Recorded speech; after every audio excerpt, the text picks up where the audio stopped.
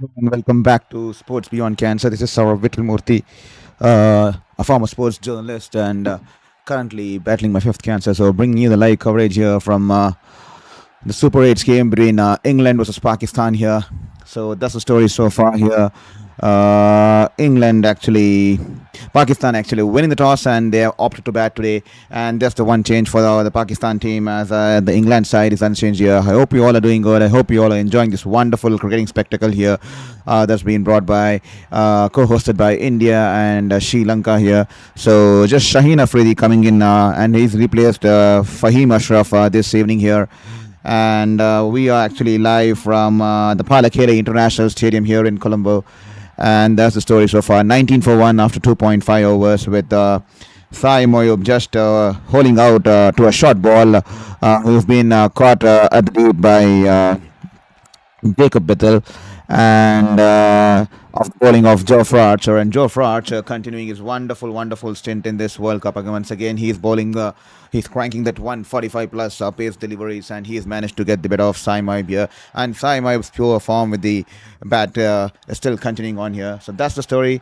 Opting to bat 23 for 1 after 3 overs here with Shahib Zada Farhan just managing to get past the fielder there, and he managed to get a 4 there. A tough chance there really, but he's managed to get a 4 there. So 9 runs and a wicket coming off Joe Archer's second over here, and Pakistan after 3 overs 23 for 1. I hope you're doing good, and to everyone who's on this show, please don't forget to hit the subscribe button, because every single subscription will aid us to be there in the journey there to reach closer to the 500 mark and then reach closer to the 1,000 mark there.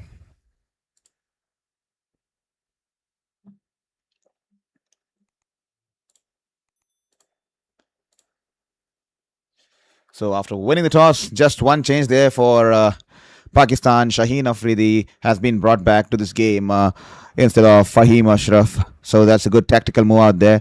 And the umpires for today will be Nitin Menon and Sam Nogaski, and the third umpire Adrian Holstack. So this has been an interesting contest here. And yesterday's game, kindly apologize, we couldn't cover yesterday's game because we were once again bothered by the power backup, and we are still working around it to sort the power backup. I mean, it's an expensive affair to sort that, but we'll surely sort it out soon. It's power backup has crashed, and we will have to figure out a way to somehow sort it out, especially when the main power supply is out, so that we don't lose out on the streams and don't lose out on reaching our audiences there. So that said, thank you for joining in on Sports Beyond Cancer. This time Jacob Bethel is puts in the slide, but unfortunately he managed to kick the ball into the boundary there. And that'll be an unfortunate boundary there. The bowler Liam Dawson won't be happy there. That'll be 4 runs there. Here is Dawson, this time wonderfully bowled, angling with bats, and Salman Aga going for the sweep shot, only managing to find the short fine leg fielder there. That'll be a dot ball there. So thank you everyone. Can you please help me reach this 500 goal today by hit the subscribe button? I will definitely sleep a happy person if you manage to hit the subscribe button, because as I promised, once we reach the 500 subscribers, I'll probably consider taking seriously this prospect and this channel, especially when I enter remission. I'll definitely consider us taking it in a more serious manner, and I can go through the phase of remission. And this time Salman Aga, he's been caught, wonderfully caught there by Jamie Overton there, and he will have to depart once again. The poor show there from Salman Aga continues. The Pakistan skipper not amongst runs this season. He's always been throwing his wicket away. This time it was a half tracker, and Salman Aga makes room for himself and tries to go over the infield, only managing to hit it straight down the throat of the long off fielder there. The ball was dying on the fielder there, and Jamie Overton putting in a dive towards his right, and no wonder Liam Dawson, he is happy there. Liam Dawson fisting his pump in the air and running towards Jamie Overton. Poor shot there. Only one fielder out there in the deep. Only 2 fielders out there in the deep, but only one out there on the long off region there. And Salman Aga charges, makes room for himself towards the leg side, and only managed to hold out towards that field in the end there. Absolutely not the kind of batting you would like to want from a Pakistan skipper in this crucial juncture of the tournament there, especially with the first game washed out and the points shared, and you're in the second game and you are throwing away a wicket here rather than leading from the front here. Salman Aga, he's been dismissed, and he has to depart for just 5 runs off 6 balls there, and Pakistan now 27 for 2 after 3.3 overs here. To all the folks who are coming here, please don't forget to hit the subscribe button, and please don't forget to hit the chat box here. The chat box is open for you, so please drop in the chat box and let us know from which part of the world you're watching this game, and also let us know which team are you supporting tonight, or generally let us know which team you're supporting in this World Cup. At this time, wonderfully bowled, angling into the patch there, and Babar Azam tucks it away towards the wide of mid-on region there, and that'll give them the sufficient time to cross over for a single there, and Babar Azam is off the mark here. What a poor shot there from Salman Aga. Absolutely nowhere, no position to play the shot, and absolutely ridiculous shot there because there was only one fielder out on in that direction in the deep, and he's managed to hold out to him because this was a power play, empty spaces all around the ground, and Salman Aga has only managed to hit it straight down the throat of Jamie Orton, who puts in a dive towards his right, and he's plucked the catch there. And no wonder Liam Dawson, what a move here! He's been brought in to bowl the fourth over, and he's delivered for his captain here. This time angling to the pads, and Farhan tucks it away towards the short square leg region there, and the batters having sufficient time to cross over for a single there. So please don't forget to hit the subscribe button there. Every single subscription will, once we get to 500, I will seriously think about considering this project as a long-term basis. We have just started out. I'm extremely new to YouTube and all the streaming platforms here, so once we reach 500, I will invest in better gear, probably invest in better tech here, invest in better kinds of things, proper lighting, proper background, because we have just started out. I have finished my battle with not completed my battle. I just managed to come out of it after battling life and death for the past 2.5 years, but now I've entered remission, thanks to God. Entered remission in my 5th cancer. So definitely as I enter remission and rehab, and I have still have my plastic surgery to go, which will run over for the next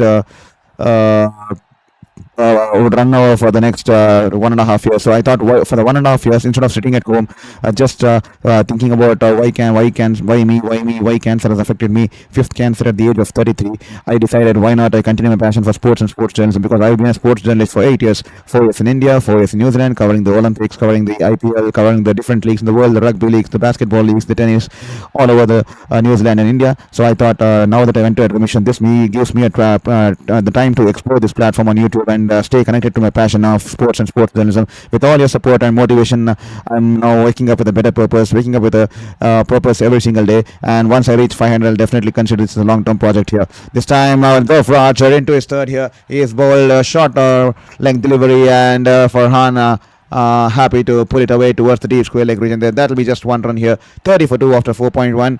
And once again, Carl Jacob, thank you very much for your message there. Good morning, all of you cricket fans. Good morning to you too.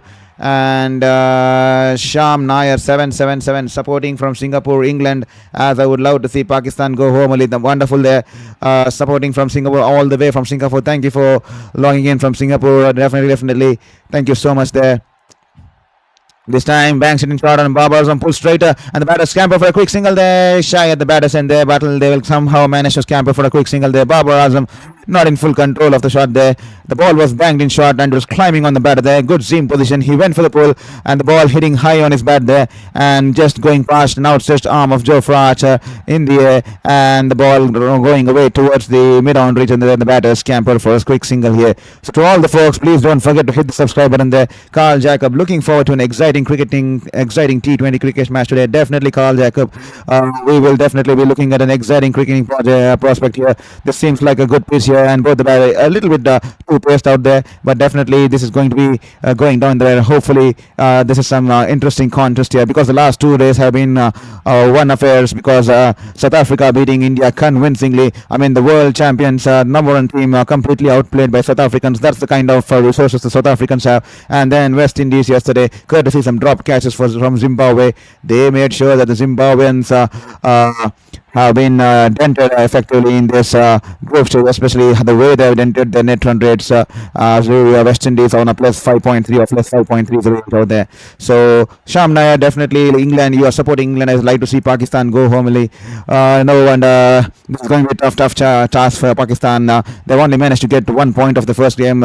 Unfortunate there, the rains coming into play here, but if they lose today, they'll be stranded at one after two games. So that will definitely mean that Pakistan is almost heading towards home there. Thank you so much for your wonderful message. Means so a lot because whenever people message here, it feels like I'm connecting to you, real people, connecting to having some human interaction and human conversation here. Because it's been 2.5 years of battling my life and death on the bed with no human connection, nothing out there. Especially being a media, my career my career based in working in media, where I used to interview players, interview sports people, always be on the ground. 8 years of being on the field with my sports camera, and now suddenly last 2.5 years battling with my fifth cancer was simply extremely devastating because no human interaction, no human contact, just me and my fight there.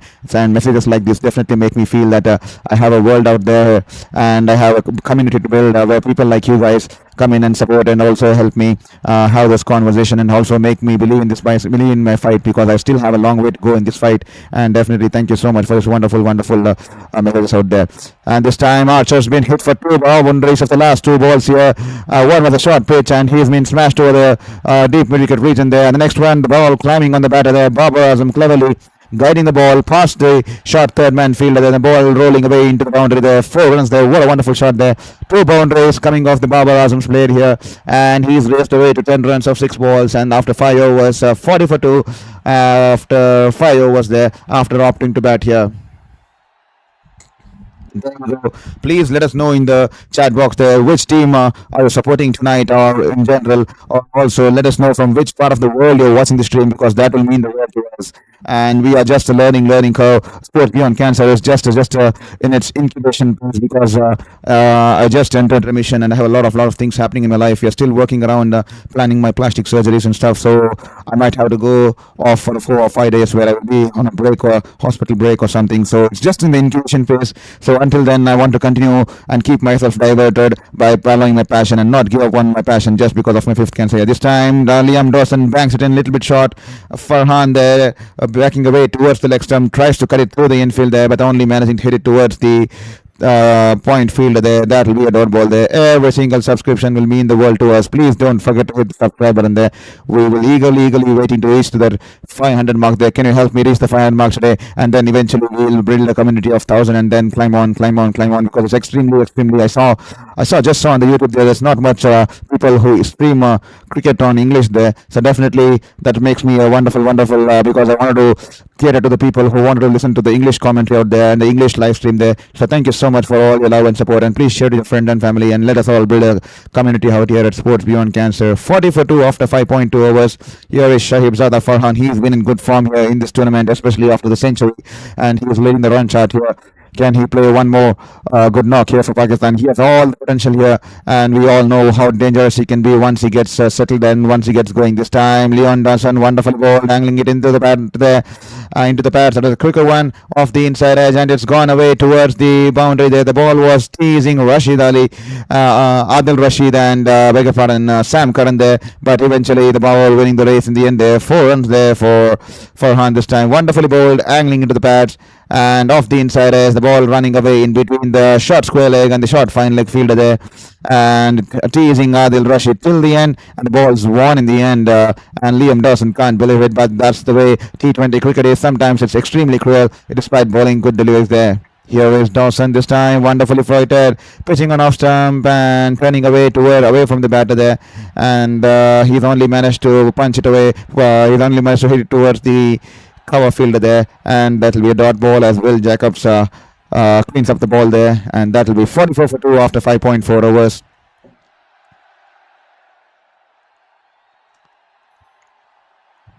Here is Dawson, wonderfully flighted, and Farhan goes for the sweep shot, and that will be wonderful fielding there from Jacob Bethel. He was coming in from the deep mid-wicket region there, and the ball was going towards the boundary. In the deep square leg region there, and he's coming running towards the deep square leg region, puts in a drive with his outstretched right hand, and he's managed to stop the ball and restrict the batters for just 2 runs, I guess. And that will be wonderful. That's the kind of commitment you need in such kind of high octane clashes. And Jacob Bethel wonderfully putting his body behind the line, and he's managed to save the boundary and restrict the batters for just 2 runs there. This time, wonderfully bowled is only managed to guide it towards the short square leg fielder there, and that will be the end. That only a dot ball there, and that'll be the end of the over. 6 overs, 46 for 2. The run rate 7.67. Pakistan, after opting to bat, they have managed to get I wouldn't say a good start. They have managed to get a decent start. They will definitely bothered with the number of wickets they lost in the power play. They would have been happy with 1 wicket, but 2 wicket is something of concern to them. But nevertheless, a decent score wicket out there. 46 for 2 after 6 overs. And as you can see on your screen, Shaheen Shah Farhan on a 23 of 17, and then Babar Azam is batting on 10 of 6. So that's been the story so far. Pakistan winning the toss and opting to bat. To all those folks who just joined in on Sports Beyond Cancer, hope you're doing good. Hope you're enjoying the contest. Please don't forget to hit this button here as we enter the drinks break here. As we all know, we have 2 drinks break in each inning so that we don't have any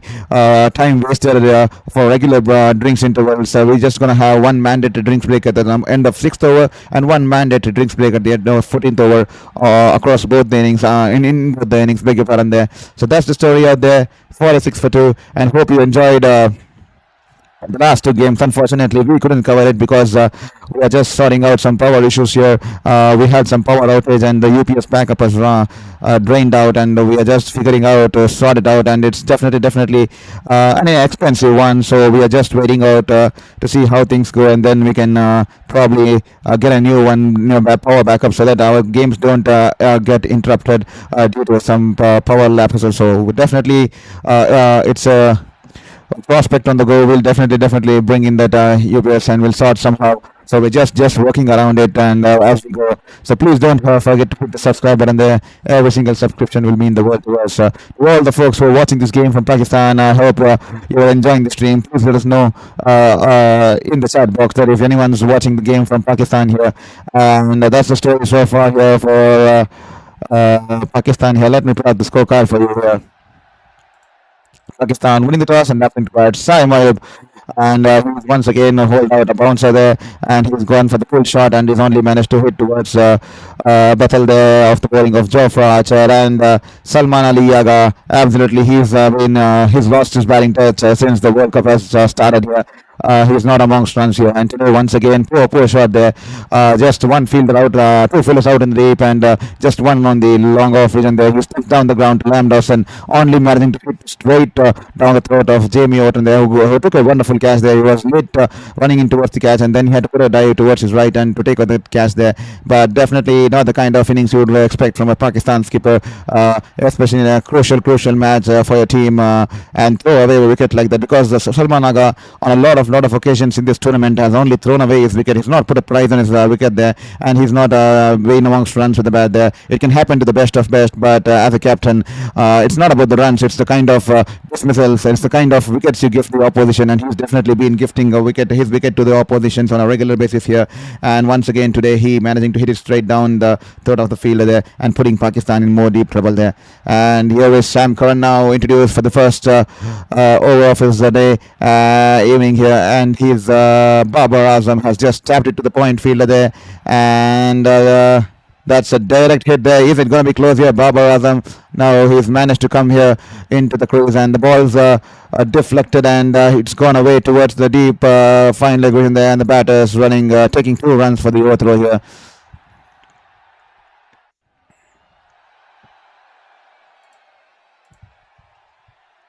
Here is Sam Curran, this time banks it in shot, and Babar Azam, who's looking in good touch here, once again driving it wide off mid-off fielder there. That will be just 1 run there, as Jofra Archer there with the fielding there. That will be just 1 run there.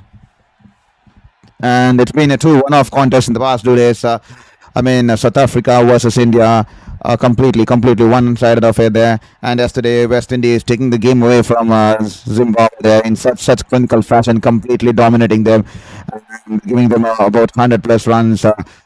Victory for West Indies there. And Zimbabwe definitely advantage Zimbabwe's net run rate, and definitely boosted West Indies net run rate to about 5 point something, 5 point there. So that's a healthy run rate to have in such a kind of a super history. This time, Sam Curran, a slow ball outside the off stump, and Shaheen Shah Farhan happy to run it down towards the long gone region there. That will be just 1 run there, and that will be the 50 runs on board for Pakistan. 50 for 2 after 6.3 overs. The run rate 7.69 here.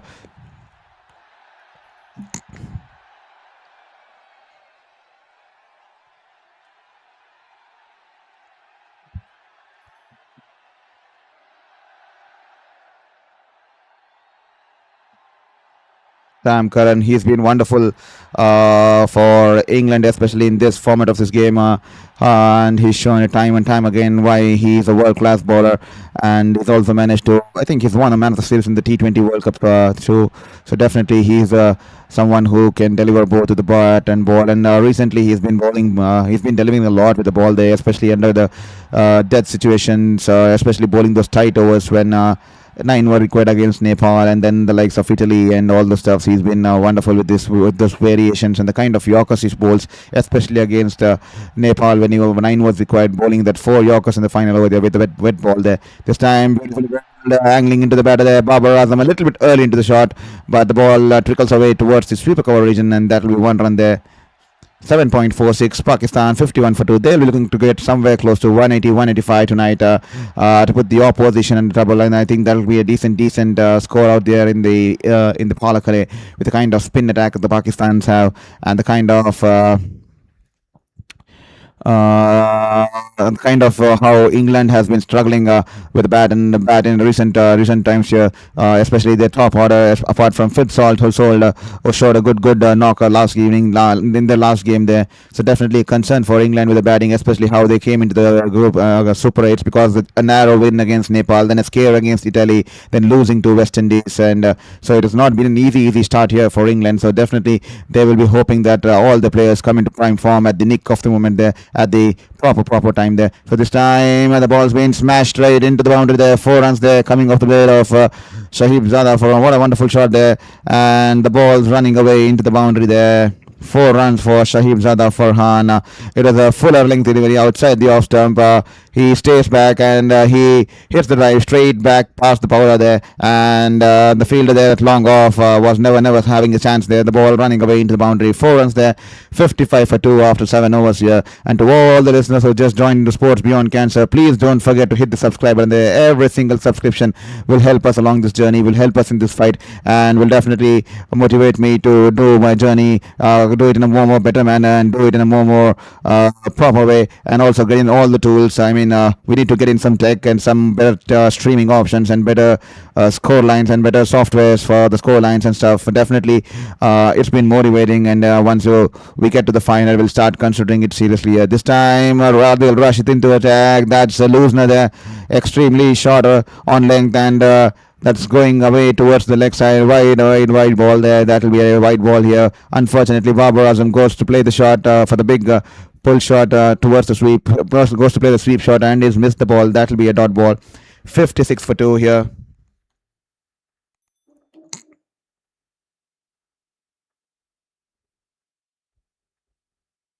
Here is Adil Rashid. This time a flighted delivery, wonderfully ball, tossed it up slower through the air, and Babar Azam had to wait for it as the ball pitches and turns into the middle stump, and he tucked it away towards the mid-wicket region, and that will be one run. 57 for 2 after 7.2 overs. Game over 1A was looking for you with yesterday's games, but you didn't trim. Extremely sorry there. Game over 1A. Extremely too sorry that it's been a disappointing turn of events here at my end here. So definitely having some issues with the power backup and UPS there. This time banged in shot once again. He has pulled it away for one, but straight all along the ground, straight towards the deep square leg fielder there. Extremely sorry. Game over 1A, because we're just trying to sort out some power backup issues here, and it's definitely drained, and we need to invest in a new power backup system here. So definitely it's a work in progress. So probably will take me a couple of months, or probably 1 month, because it's a huge investment to sort that power backup there, because the old one almost drained out, and it's been over 10-12 years here. So we definitely need to figure out a way so that our streams don't get interrupted, so that our passion doesn't get interrupted, so that we have a smooth streaming process here. Extremely sorry to have disappointed you after not having streamed yesterday's game. Hopefully there will be no more power outages. Hopefully I can sort that out as soon as possible, once I manage to invest and find a better deal there. So this time banged in shot, and Babar Azam rocks back, and he's pulled it away towards the deep mid-wicket region there. That will just be one run there. 61 for 2.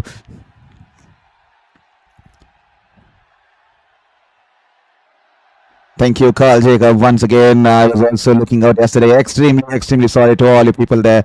It was something out of my hands there. Some technical issue, not just technical issue. I'm not sure why the power UPS ran out all of a sudden the last couple of days, and then I realized it's been over 10 years of it aiding me in this journey. So definitely we have to now look out for a new power UPS backup there. Definitely we are working around it. Probably in a month or so, we'll definitely bring a new one there. Definitely a big investment at this stage, but definitely once things get going, and I think it should definitely get going here, and then we'll probably bring in and then sort that out too. But to all the people who came in yesterday and were looking out yesterday, extremely sorry about that. We'll definitely ensure that we won't have any power outages in the near future, hopefully there.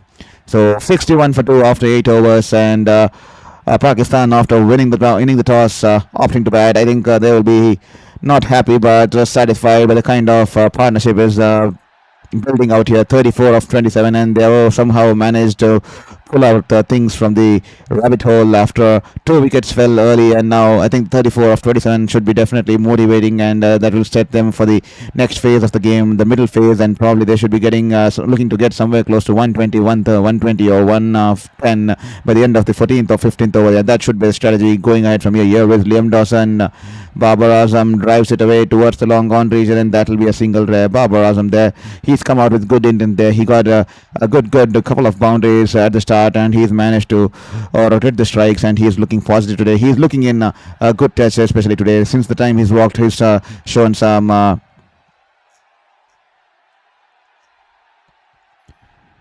this thing. Here is Liam Dawson this time angling into the pad, and that will be tucked away towards the long on region there, and that will be a dot ball there. Game over 1A. That's all right, buddy. Use your YouTube community page to post what's happening in case like that. Friendly tip. Glad you're back.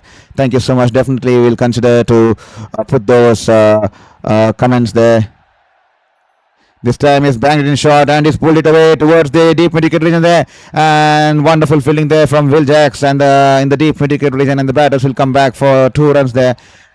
And that'll be 2 runs there for Babar Azam. That's all right, buddy. Use your YouTube community page. Definitely, I'll definitely learn to how to post those stuffs on the YouTube community page. I wasn't sure where to post it, but I actually posted it on the one of the comments of one of the videos there. I think I had posted it on the live stream of the England versus not England versus, I think that's Sri Lanka game. Yeah, Sri Lanka versus Sri Lanka game there.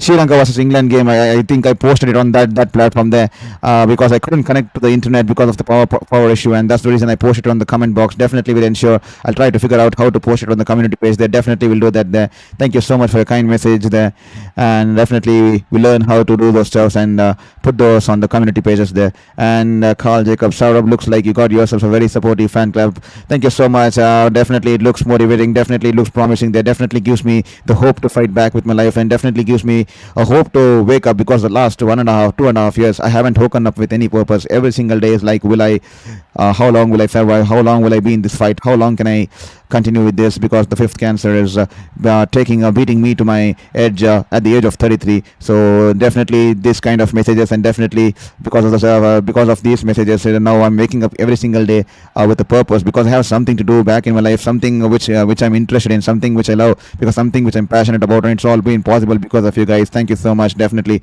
we'll start working over it, and definitely we'll try to improve over the time here. Thank you so much for all the love. So 66 for 2 after 9 overs. The partnership now slowly building towards 39 of 33 balls here. And Pakistan here, they will be extremely looking for a win here, especially after the first game was unfortunately washed away due to rains and the points being shared, and loss for them today will definitely put them in a tight position in this table here. 66 for 2 after 9 overs. Adil Rashid, he's been brought back into he's into the attack for the second over here. Babar Azam and Farhan once again. I have a lot to talk about Farhan here. This time beautifully bowled, angling onto the leg stump and turning into the batter there. And Babar Azam happy to tap it back to the bowler there. Wonderful ball there from Adil Rashid. He's tossing the ball in the air, slowing it in the air, and he's he's managing to get that turn there once again. Flighted delivery, and Babar Azam this time plays straight over the bowler there, and that will be fielded by Jamie Overton running in from the long gone region, and the batters happy with just a single there. And Shahib Zada Farhan, I think I have spoken on a couple of occasions earlier too before this game. I mean, he's been what a turnaround of things for him. He's looked positive and he's not looked to throw away his wicket since this wicket there. I don't want to curse. I don't want to be a commentator's curse here. This time, flighted outside the off stump, and Shahib Zada Farhan picks it away all the way from outside the off stump and sweeps it towards the deep mid-wicket region. That'll just be one run there. So Shahib Zada Farhan, I mean, the dismissal against India where he got out for a duck, I think definitely something's changed in that innings there. Something's changed when he walked back to the dressing room. Could it be the management? Could it be the hair dry treatment from the coach there? Because that since the day he got 100 in the next game and is played positively. Even today, he's not trying to go for the big shots. He's staying out there in the middle and fighting it out, and he's playing those wonderful drives, waiting for those opportunities, picking those singles, picking the gaps. Because that day he threw away his wicket. Oh, not just that day, even before that too. Shahib Zada Farhan, once he gets going, he tries to go for the big shots. He tries to clear the fence. He tries to go aerially. But since that day, things change because someone has made him realize that Pakistan's team thrives when he scores runs at the top, and he needs to put a price on his wicket. And since that day, he started to put a price on his wicket, and he does not throw away his wicket. And he waits for the bad balls. He waits to take those calculated risks. Otherwise, he rotates the strikes. He picks those gaps, turns those ones into twos, twos into threes, and plays those inside-out shots, the drives and cut shots, and that earned him 100 that day. And definitely that day he looked like a different Shahib Zada Farhan, and that's the kind of Shahib Zada Farhan the cricketing world wants to witness because he has all the potential, he has all the skills, and no wonder he is topping the runners list here in this tournament with the most number of runs in this tournament here. And since that day, the dismissal against Hardik Pandya of the getting out for a duck has definitely did a world of good for him. It's changed his attitude, it's changed the way he's approached the game. And even today, you can see, despite the 2 wicket losses and despite the power play, he's not gone for the aerial shots unnecessarily. He's picked the gaps, played those drives, and turned the ones into twos, and he's still out there battling it out for his team because they all know if he stays and once he gets going, no one can stop him, and that's how he played and when he got that 100. And that's definitely made him a more mature and a more responsible batter because he realizes only when he scores the team thrives, and he is there now putting a prize on his wicket, and that's how you play responsibly for your country, especially in a World Cup like this. 70 for 2 after 10 overs here.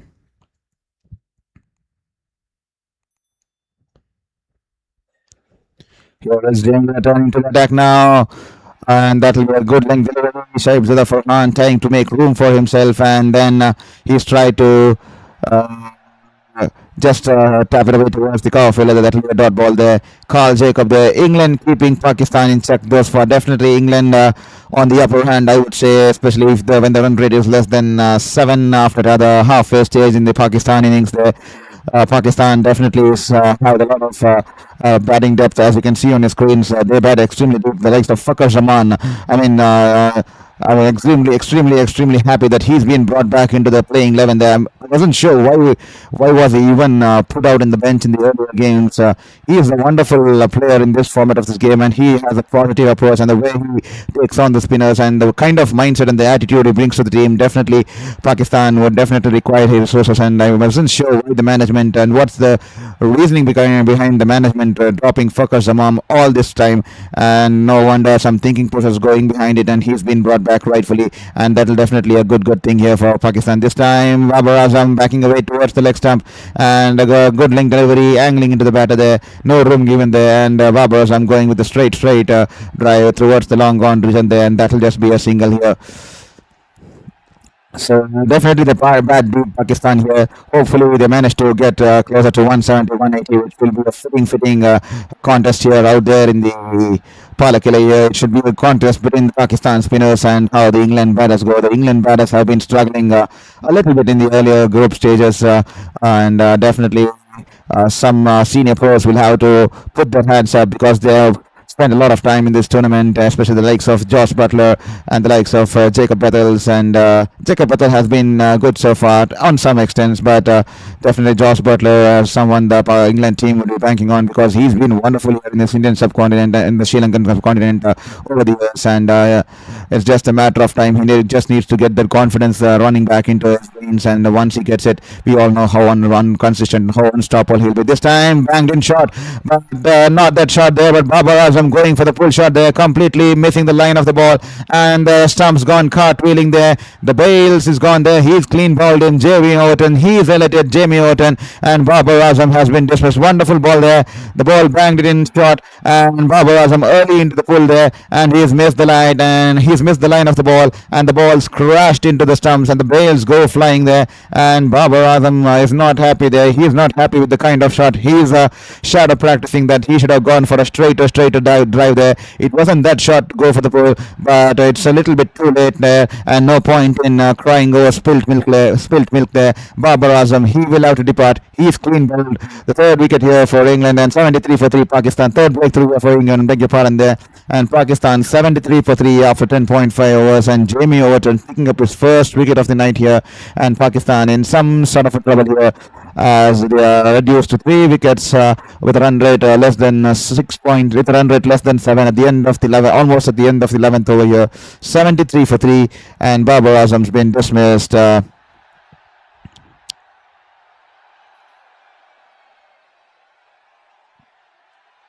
For 25 runs of 24, almost a run of all innings there.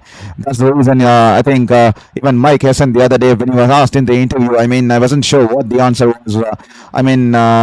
Was he backing Babar Azam, or was he not sure why Babar Azam was there in this playing 11 there? When asked why he's not batting in the top order the other day, he said Babar Azam still plays with a strike rate less than 100 initially in the T20s, which is not the way T20 cricket is being played, especially in the power play when people make utilization of the field restrictions. But that doesn't make sense, him coming down the order too, because you need those final onslaught, and he definitely doesn't fit the bill there. So we're still unsure if the coach himself is unsure why Babar Azam is out there in the squad. Why is he playing in the playing 11 there? Definitely something that the management and the selectors would have to think about, or make a strong call on Babar Azam. We all know that he's the top scorer in the T20 internationals, and he's a senior pro for Pakistan, and he's been an ambassador, beautiful batter there. But the things have changed now. The kind of the brand of cricket, the T20 cricket is played is completely different, and there are a lot of fearless cricketers. That's the way to go in the T20, especially.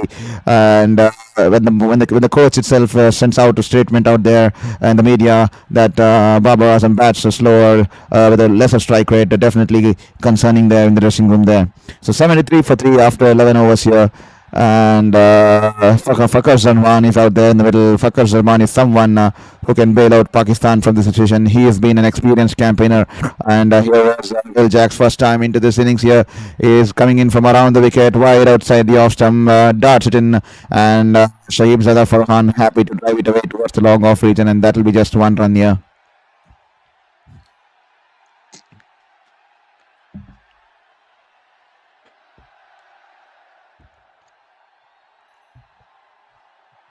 Will Jacks, he's bowled wonderfully in the last game. He's managed to pick up 3 wickets in the last game and scored that 21 runs with the bat in the end, and that earned him the player of the match against the Sri Lanka, where they defeated Sri Lanka by 50 plus runs there, I think.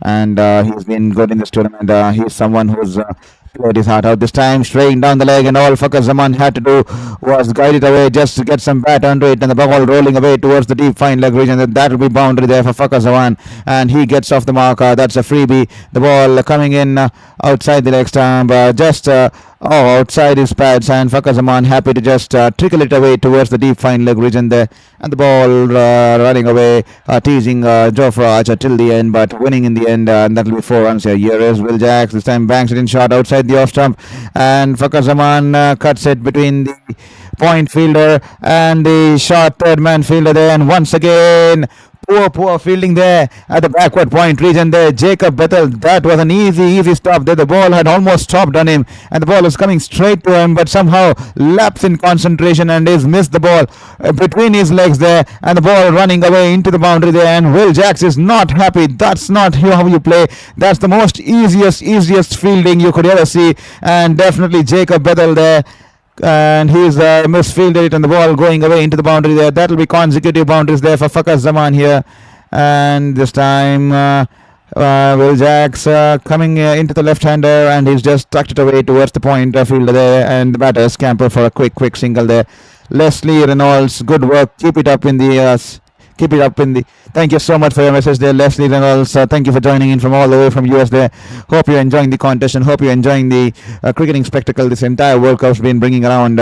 And Not just in the World Cup, a lot of cricketing action going all around. The women's cricket, the Australian versus India game, Australia winning the one-day international today. Alisa Haley, our farewell series. This is going to be a big legend bowing out from the cricketing sphere here. Alisa Haley, the Australian skipper, her last farewell series here against India, and it's going to be an emotional phase for Alisa Haley as well as for Mitchell Stark, who's been supporting her.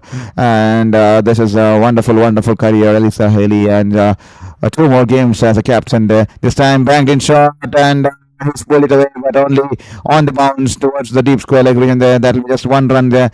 84 for 3 after 12 overs, and a good over here for Pakistan here, especially those two boundaries coming in the midfield and 11 runs coming off the over. Pakistan 84 for 3 here.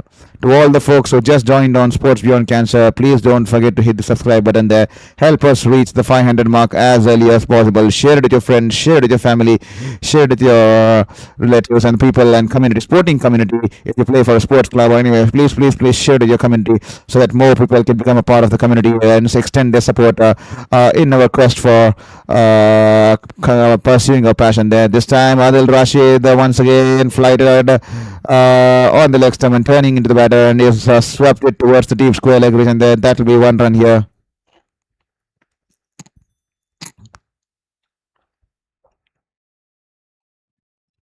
Well, I'm not sure what it is, but that has been given as a no ball, and that will be a field.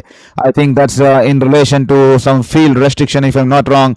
I definitely think that was in the some fielder. There's an extra fielder out there in the deep, or an extra fielder inside the circle. Inside this, I'm not sure what it was. Extra fielder outside. I'm thinking, yes, there it is. There it is. An extra fielder there.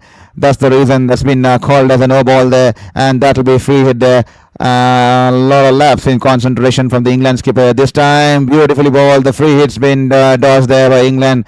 The ball turning away from the batter, away from the hitting arc of Fakhar Zaman. Fakhar Zaman going in for the big shot. He has missed the ball. That will be a dot ball there. Big relief there for England as they managed to get away with that free hit there.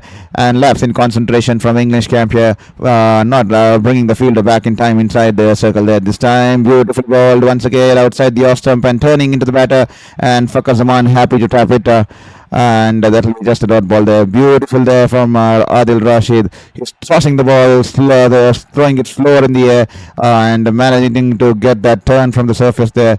He's bowled as slow as 68.8 kilometers per hour. I mean, that's a wonderful the way he's been tossing up the ball slower through the air there. This time, once again, he's tossed it slower through the air. Fakhar Zaman going a little bit early, going for the reverse sweep there. Only managing to get an inside edge on the glove, and that will just be a dot ball there. Beautiful bowling there from Adil Rashid. He is tossing it up wonderfully. That speaks volume about his confidence there. This time, beautifully bowled. The amount of degree of turn he's been extracting on the surface is simply phenomenal. That will definitely make the Pakistan spinners in the dugout happy there, seeing how Adil Rashid is throwing it slow through the air and tossing up in the air and extracting the turn from the surface there. Wonderfully bowled there. Fakhar Zaman absolutely clueless there. 4 dot balls, and Fakhar Zaman, can he play the release shot, or will Adil Rashid get one more?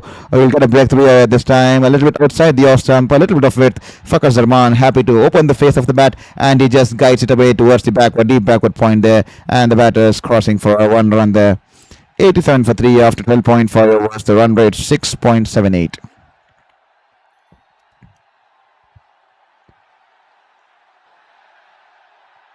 Shaheen Shah Afridi set his eye in. He's managed to play a sensible knock, a cautious knock until now. 32 balls, 37, and he's definitely playing wonderfully. This time he swept it beautifully between the two fielders there. The ball on the leg stump, and Shaheen Shah Farhan. That's the kind of Shaheen Shah Farhan I was talking about. He's picking the gap. He's playing to his potential. He's not trying to throw his wickets because he's now realized the importance of this wicket in this Pakistan side here. The ball outside the leg stump, angling into the patch there, and he has gone all along the ground, swept it past the fielders there in the deep mid wicket region there, between the deep mid wicket fielder and the deep square leg fielder there. That will be 4 runs there, and Adil Rashid there standing there amused with the kind of shot he's played, and that will be 91 for for 3 after 13 overs, and the run rate now slowly inching towards 7 here. Pakistan will definitely hope that the run rate climbs somewhere close to 8.5 or 9, somewhere close to. They'll manage to get somewhere close to 170 or 175 after a quarter of 20 overs. There's 7 overs to go. Can they get at least 85 to 90 runs? And that will definitely make Pakistan look in a better state of matters there. And definitely Fakhar Zaman is someone who can play the big shots. There you go, right away. Will Jacks and Fakhar Zaman down the pitch, and he smashed it straight so powerfully towards the long on region there. That'll be 6. He's managed to pull the ball. He's walked down the pitch and is managed to hit it straight 84 meters 6 over the bowler's head, over the long on region there, and that'll be 6. Fakhar Zaman, he can do the big knocks and hickey shots. He can play the big shots. This time once again straying down the leg, and this time Fakhar Zaman tries to guide it once again towards the deep fine leg boundary there, but only managing to guide it towards the short fine leg fielder there. That'll be 1 run there. He will be livid with himself, but nevertheless 6 runs and 1 and a single here for Fakhar Zaman.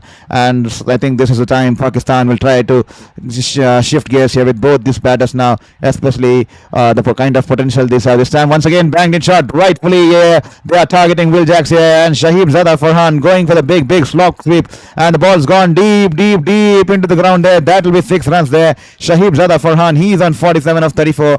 What a wonderful tournament he's been having. He's been dominating this tournament, and once again this 6 rightfully bringing the 100-year 3-figure mark here for Pakistan. 104 for 3 after 13.3 overs. 100 coming up in the 14th over, and definitely it looks like 100-meter 6 there coming off the blade of Shaheen Shah Farhan.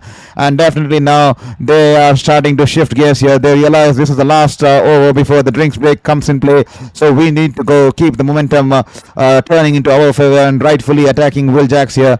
This time tossed it in wide, shot outside the off stump, and Shaheen Shah Farhan has smashed it past the cover fielder there, and the fielder there in the sweeper cover region cutting the ball from the rope, and that will be just 2 runs there. And Shaheen Shah Farhan, he is now on 49, just 1 run shy of a well played 50 year.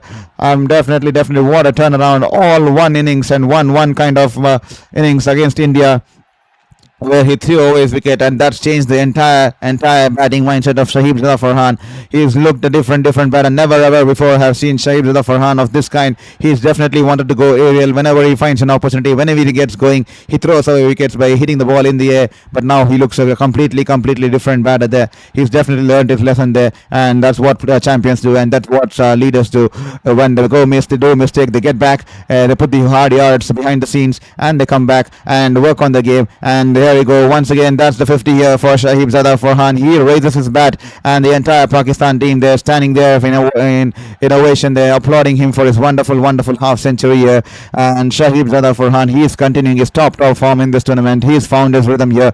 He's turned into a different batter, and mark my words, if he continues to play in this kind of a mindset over the years, he's definitely going to be one of the top batters the cricketing world is going to see. He has all the potential. It is all about the mindset, and it's all about respecting his wicket and putting a price on his wicket and playing the mature kind of cricket. And definitely he's learned it from that game against India, and he's come out as a better, more mature and a more responsible batter there. And definitely those paying rewards for him in the form of the century here that the other day, and now with a half century in this crucial match against England here.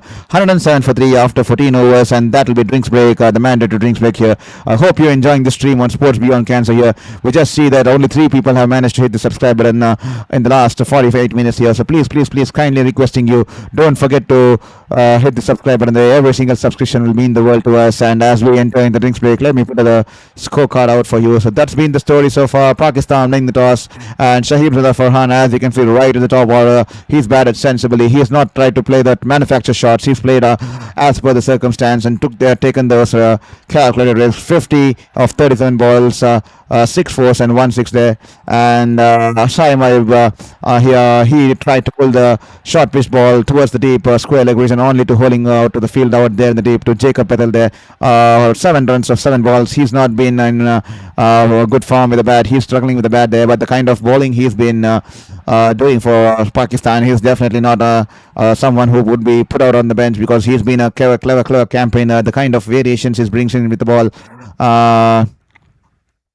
So definitely Saim was someone you can't drop off this squad here. Salman Ali Aga, I'm not sure He's been struggling to get runs. I mean, it's fine if you struggle to get runs. I extremely understand the best of best struggle to get runs on many occasions there. But the way he's been throwing away his wicket, the kind of dismissals he's been a part of in the last few games. I mean, even coming into the series, I'm definitely not convinced there that definitely needs to put up a show. He definitely needs to be more responsible. He definitely needs to be the leader and show the team that are not supposed to throw the wickets like that. I'm extremely happy when the opposition bowls a wonderful ball and gets your wicket, but when you keep throwing over wicket, especially in power play, when only one fielder is stationed, two fielders are stationed out in the deep, and only one in your hitting zone, and you only manage to hit it straight down his throat. So definitely not something you would expect now, and you could give an excuse time and time again, because he's been throwing away his wickets in a similar manner on a numerous number of occasions now. And then Babar Azam, he was once again, he started well, he started with a good intent, he played a positive shots, but once again he was caught when the field spread around, and once again his strike rate struggling the team, and he's managed to score 25 of 24 balls, almost run a ball there. And since then Fakhar Zaman has come out there in the middle, and he's played a couple of shots there, and definitely he's someone who can play those big shots and take Pakistan closer to 170. Carl Jacob, thank you so much once again for your message there. 170, I may have to eat my words, or is it eat my numbers, lol? That's definitely wonderful way to put it there. A lot of sarcasm behind that statement there. Definitely 170 would be a good score with these both batters around for the next 3 to 4 overs. That will definitely look promising here, and England on the other hand will be keen to get these two batters, because they all know how dangerous both Farhan and Fakhar can get once they get going. Farhan has already crossed his 50 here, and if Fakhar gets going, this is going to be closer to 170, 175. Definitely we'll have to see. That will be an exciting contest. And this time Sam Curran into there, bangs it in shot outside the off stump, and Fakhar Zaman just cutting it away towards the deep backward point region, and that will just be one run there. 109 for 3 after 14.2 overs here.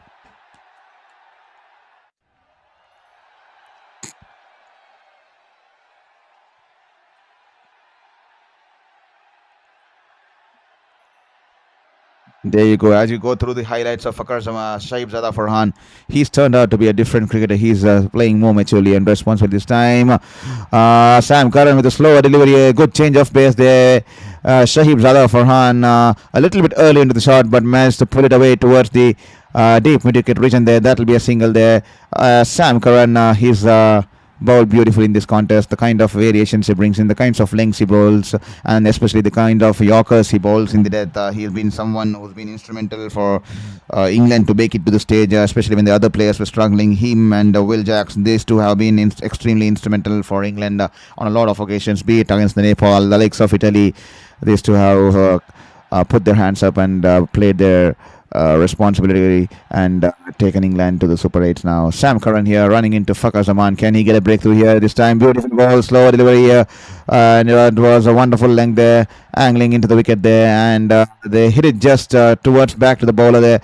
A bit of fumble there from Sam Curran. That will give the batters the reprieve to cross over for a single here. 1-1-1 for 3 here, 14.4 overs, the run rate 7.57. The Pakistan batters will be hoping to get at least 1 or 2 boundaries coming off each other over if they have to get somewhere close to 170, 175 here, and definitely a 175 good contest here. And probably England, the kind of batting they have been, they're not at the prime form too, and the kind of bowling the Pakistan spinners have been doing, definitely that will be a tough task here for England there. Here Sam Curran banks it in shot. The ball in the air just goes towards the mid-off fielder there. That will be a dot ball there. The ball was banged in shot, and Shahibzada Farhan tried to squeeze the ball in between the cover fielder there and the mid-off fielder there, but only managing to hit it to the left of the mid-off fielder there, and that will just be a dot ball here. And thank you, game over 1A. I'm doing some gardening in the backyard, listening to the stream. Thank you so much. That is so kind of you, and extremely so wonderful that you're managing to get some work done along with enjoying the cricket here. Definitely multitasking there. Wonderful there. Hope you're enjoying the stream, and hopefully you're enjoying the gardening there. This time a close call there. That was just close call. The ball was hit straight, and the ball ricocheted off the runner there, and the batter scampered for a quick single there, and Sam Curran goes to has a shy at the bowlers and managed to hit the stumps there, but the batters managed to cross over there. and that'll be not out there. So one run there for the batter there, and that'll be 112 for three after 15 overs. Five more overs to go. The current run rate 7.47. I'm definitely Carl Jacob. If you're listening to this stream here, if you're still out there, I'm definitely thinking Pakistan to get at least 14 runs an over. That should be least take them to 170, 175. Probably they should target, especially with the wickets they have in hand, with the likes of Usman Khan and Shadab Khan and Mohammad Nawaz still back in the hut, and Shaheen Afridi. I mean, even he can hit those ball long way. So definitely they should be aiming for 170, 175. And when you aim for 170, 175, you'll eventually end up getting somewhere close to 165, 168. So definitely Pakistan should be targeting from now on here. Here is Jamie Overton. This time banks it in short, but it was outside the hitting arc of Farhan, and that'll be a dot ball there. The ball was climbing on the batter there. That'll be a dot ball there. 15.1 overs, 29 balls to go. Can they get the remaining 50 to 55 runs here? To all the folks who are just tuning in to Sports Beyond Cancer, this is Saurabh Vittalmurthy, a former sports journalist who is currently battling my fifth cancer, and that is the reason, as I've entered remission, we are starting this new venture on YouTube. It's just a learning curve. Every single day is a learning curve, and we are just starting out on YouTube because I used to cover games from the ground, and this time we are covering it from YouTube. Thank you for streaming in, and please don't forget to hit the subscribe button. Every single subscription will help us in this fight against cancer, and follow up our passion. This time, banks it in short. Second time, and this time he won't miss out on it. Farhan, he stands tall and he's pulled the ball sailing just over the field there in the long on region there, and that'll be 6 runs there. Wonderful shot there. He moves his front leg across and he smashed it, and Jamie Overton would be livid with himself at a second shot ball of the over. The first ball, lucky the ball was going away from the hitting arc of Farhan, but this time Shaheen Shah Farhan going with the full flow of the pull shot there, and the ball just going above the fielder there, and that'll be 6 runs there. This time right outside the off stump, a lot of room there, and that's the half volley there, and Shaheen Shah Farhan hitting it in the air, but going in the gap between the mid-off fielder there and the cover fielder there. That'll be 4 runs there, and the Pakistan fans out there in the stands in Pallekele are on the toes. They are celebrating, they are happy, and this is the kind of cricket we all wanted to see Shaheen Shah Farhan play, and how one dismissal against India turn things around for him, because he's come back definitely as a mature player. He's been I'm not sure what happened there back in the dressing room, probably a hair dry treatment there from Mike Essen, or someone must have put a word into his ear that when you play, Pakistan thrives, so you need to start putting a price on your wicket and not throw away wicket like that. And that's the reason he's been standing tall. He's been carrying the leadership kind of a knock for Pakistan once again. That he's been putting the extra yards, and he's got the effort the other day by getting 100, and today he's managed to score 50 and is still battling on, but this time he's been dismissed, I guess. He shuffles across towards the off stump, and wonderful ball, Yorker link delivery, angling into the pads there, and he's been trapped in the front, I guess, and the umpire's given him out there. Shaheen Shah Farhan here, commentators curse here once again. We start praising a player, and that's the reason I stay away from praising a player here, and he's been dismissed, I think, and he decides to go for the review here. The decision's been sent upstairs. I think Fakhar Zaman wanted him to take the review here because he feels the ball was angling down the leg. The ball, a full length delivery angling into the pads, and Shaheen Shah Farhan tried to flick it towards the leg side, towards the mid-on region there, but he missed the ball, and he's been wrapped on the pads there. Shaheen Shah Farhan actually started walking away, but I think Fakhar Zaman calling him back, and he asked him to go for the review, use that review, because we all know if Shaheen Shah Farhan is a big wicket, and definitely they can take the gamble of looking at the review there, because the ball seems to be going towards the leg stump, but is not sure, and we'll have to wait here. It's under the scanner of the third umpire sitting upstairs here. 15.3. 22 for 3. Some concerning looks on the faces of the Pakistani dugout, and also the fans out there at the Pallekele here. The England fans looking at the big screen, as well as the English players there. We'll all are waiting for the decision there from the third umpire here. Kindly hit that subscribe button there. Every single subscription will help us in this journey here. Eagerly waiting to reach the 500 mark so that we continue this on a long-term basis. This time, that's Plum there. That's hitting the middle and leg stump here, and he would have to walk. Wonderful ball there from Jamie Overton there.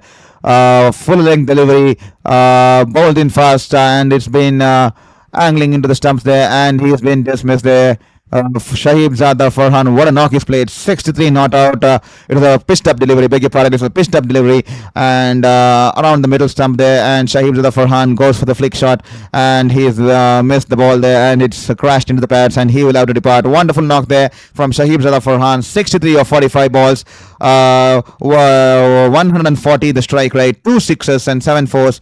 And Jamie Overton trapping him in front of the stumps there. And Jamie Overton picking up his second wicket of the night. He's bowled wonderfully, Jamie Overton. He's bowled in patterns here, and he's come back and he's removed the the dangerous looking Shaheen Zada Farhan, and he's made a comeback, a 6 and a 4 coming off the blade of Shaheen Zada Farhan, and Jamie Overton has the last laugh here, picking up Shaheen Zada Farhan here. This time, once again, Shadab Khan out there. He's come out with an intent. He knows Pakistan need to make a move here. The ball outside the off stump, and he's managed to slice it away over the point fielder there, and the ball rolling away into the boundary there towards the point region there. Wonderful shot there. He's come down the wicket, come down the pitch, and he's managed to make room for himself, and he sliced the ball over the point fielder, and the ball rolling away into the boundary there, and he's off the mark in fashion there. 126 for 4, and Shadab Khan, he's looking in some good form here, and the last game we were both at the bat and ball, and today he's come out with an intent there. This time, wonderful ball, good length delivery, climbing on the batter. He's managed to just tap it back to the bowler there. 126 for 4 after 16 over. Despite the wicket there, the Pakistan will be happy that they got about 14 runs coming off the over. And as I said, every over they should be targeting to get somewhere close to 12 or 14. And that will definitely take them closer to the 170 mark there. And 24 balls to go. How many more can the Pakistan get here? Please drop your comment in the chat box there. Please let us know which team you are supporting tonight, and also let us know from which part of the globe you're watching this stream here, because that will make us feel like that we are having a human interaction and human conversation and not just talking to a camera out there. And it also feels wonderful to connect to like-minded people who love sports, people who thrive about sports, and people who are extremely passionate about sports despite the odds of the life and whatever's been going through their life. So please hit that subscribe button and also drop in a chat because it will be I'll be extremely happy to connect with people. This time, Rashid with the flighted delivery, and Fakhar Zaman, he goes back deep in his crease and he's managed to get underneath the ball and he smashed it way over the long on region there. That will be 6 runs there. Fakhar Zaman, his day will be extremely crucial for Pakistan. We all know what kind of a batter he is. This time, that's a googly there. But Fakhar Zaman, he's gone deep into the crease, got underneath the ball and he smashed it way over the long on fielder into the stands. 6 runs there. Fakhar Zaman, he'll be the key here for Pakistan. This guy can tonk the ball hard, and this guy can keep the run rate going on a high here. This time, tried to be cheeky there. The ball outside the off stump. He tried to guide it past the wicket keeper in the third man region there, but he's missed to have any contact on the ball, and that will be a dot ball there. Here is Adil Rashid. This time a flighted delivery, and Fakhar Zaman going for the big slog sweep, only managing to get a top edge there. The ball is lurking in the air, the ball is swirling in the air, and the short fine leg fielder there, Liam Dawson, running towards his right, and he's managed to hold on to the catch there. Good catch there. He's had his eyes on the ball till the end. The ball was going away from him. It was swirling in the air, and Liam Dawson, he had his eyes once again a googly. This time pitched in middle and turning away from the batter, and Fakhar Zaman going down on one knee, moving his front leg across, go for the slog sweep there, and Liam Dawson, he's wonderfully had his eyes on the ball till the end and he's managed to hold on to the catch there, and that will be the end of Fakhar Zaman. And no wonder Adil Rashid is elated there. He knows the importance of this wicket because definitely Fakhar Zaman staying out there could definitely mean a difference of 10 to 15 or minimum runs there, because we all know what brand of cricket Fakhar Zaman plays out there, and that will be 132 for 5 after 16.3 overs here, and Fakhar Zaman will depart here, and Adil Rashid picking up his first wicket of the night here. He's bowled wonderfully. He's tossed the ball in the air whenever a leg spinner tosses the ball in the air and gambles and puts the bait to the batter and takes the risk and shows that courage. That definitely means that the leg spinner is riding high on confidence, just like we saw Shadab Khan in the last game. In all the previous games, Shadab Khan was bowling flatter, not getting those wickets, but in the last game he definitely looked confident, and that's the reason he tossed the ball in the air. He was flighting the ball in the air, and a leg spinner is always someone who picks a lot of wickets in this format of this game, because when the batsman batsman tries to go big. He managed to get big pick wickets there. And Shadab Khan, once again, you saw how he was tossing the ball in the air. And as you can rightfully see, Adil Rashid today, he's been tossing it so wonderfully. He's running so high on confidence. He's not afraid to toss the ball, invite the batters to play those shots, invite the batters to play the drives. And he has managed to pick up the big wicket of Fakhar Zaman here, despite being hit for a six of the previous in the first ball of the over there. So that speaks volumes about the courage and the confidence he's been riding on. And despite being hit for a six, he's once again threw on Fakhar Zaman the weight and he's managed to take the wicket there. And that will be the end of Fakhar Zaman here. This time, once again, Usman Khan, he's managed to pick up 2 runs off the first ball.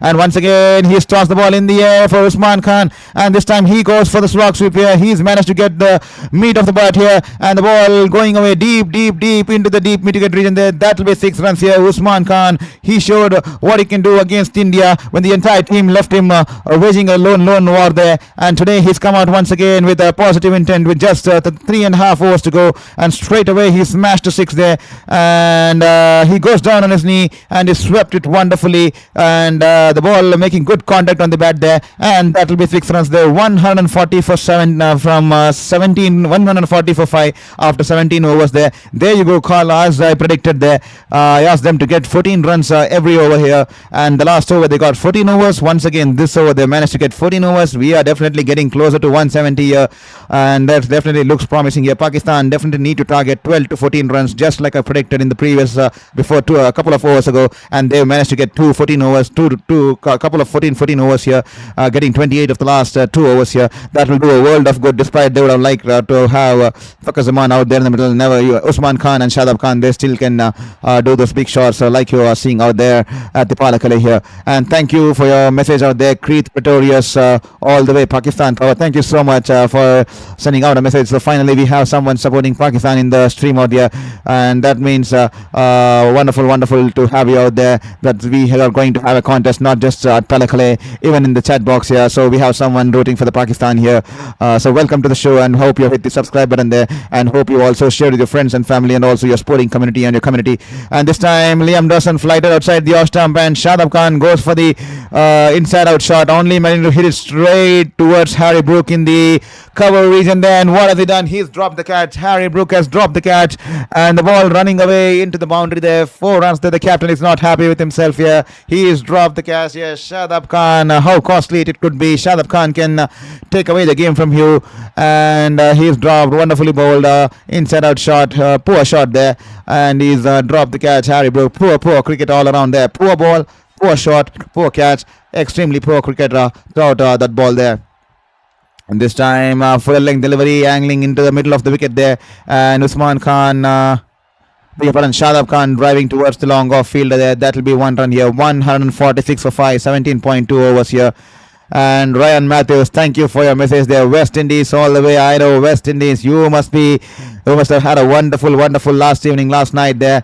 I mean, what a top-notch performance. Absolutely clinical, absolutely dominating. I think India is their happy ground here, because the last time in 2016, if I'm not sure, that innings, no one could forget there. Carlos Brathwaite hitting 4 sixes of the last over of Ben Stokes to get West Indies the T20 World Cup under, I think that's under Darren Sammy. What a World Cup, what a end to the final that was. What a spectacle.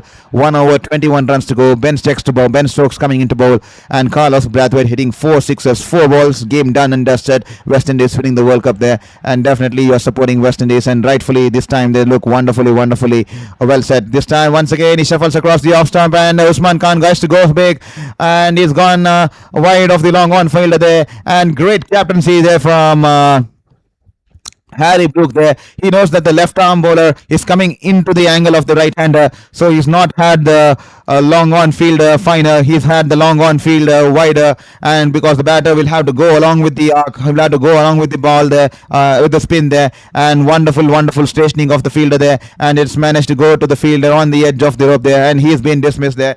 And Usman Khan's been caught by Orton. One more catch for Orton tonight. Ball Dawson there's and that will be the second wicket there for Dawson this evening here. here, and Pakistan 146 for 6 here. Ryan Matthews, and definitely, West Indies coming into this tournament with two series losses, one against Afghanistan, one against South Africa. But Darren Sammy, he would have asked to put all the negatives behind the past, start with a fresh intent, and no wonder they are looking like a top contender to go on and win the World Cup there, with this World Cup once again here, because the kind and brand of cricket, the fearless cricket, the kind of dominating cricket, the kind of bowlers they have in their resources. Many of a lot of fast bowlers, a lot of pacers who crank that 140 plus mark, just like the likes of South Africa. It definitely looks like South Africa, West Indies are going to be the top contenders here, because both of them playing clinical cricket, and I think they are the only two teams who are still undefeated in this tournament here.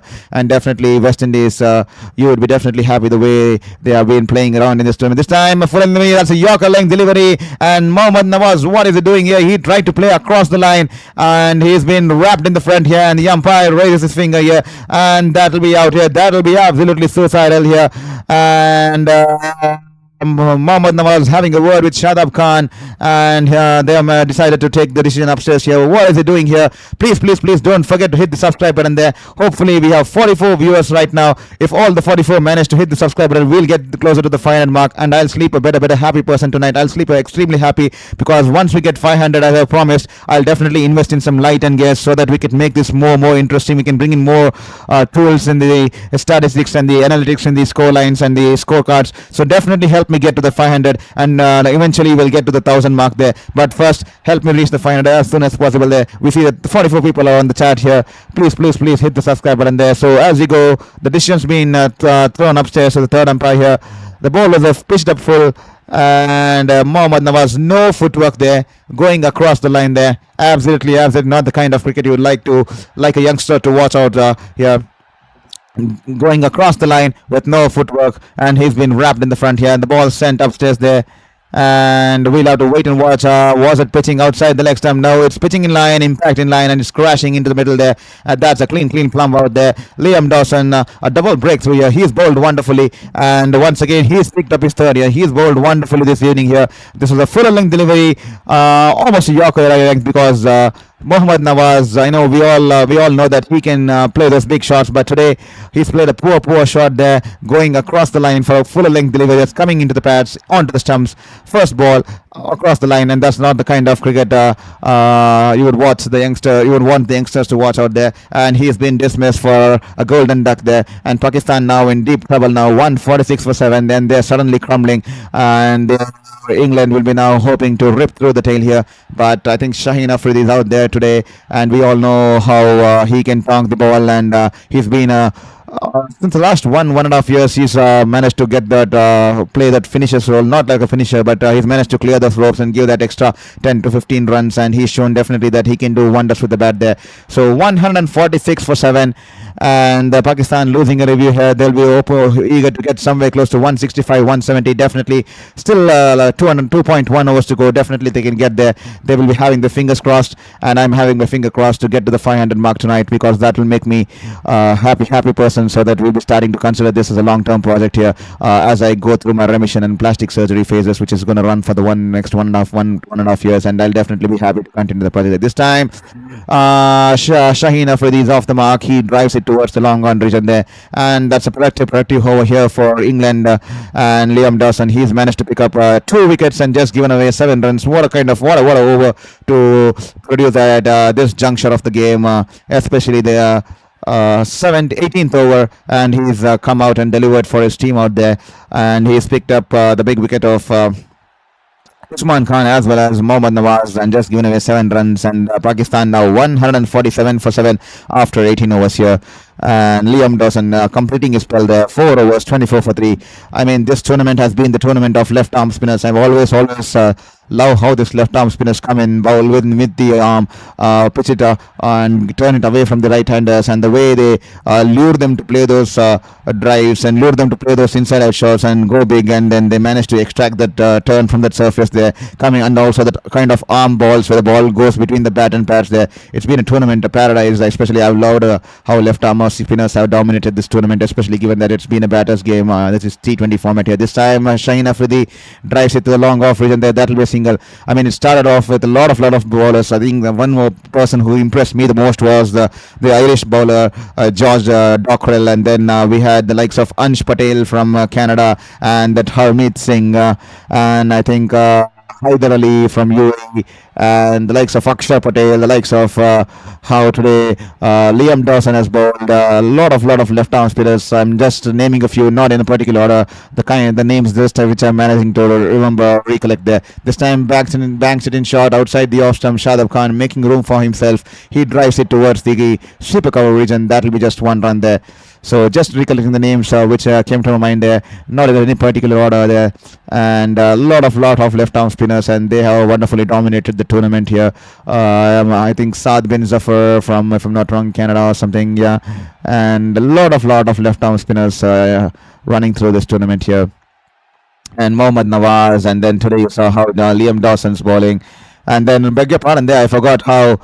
This time banged in shot, he goes for the pull shot there, and great catch there in the deep by Sam Curran. The ball was travelling, but Sam Curran managed to hold on to it.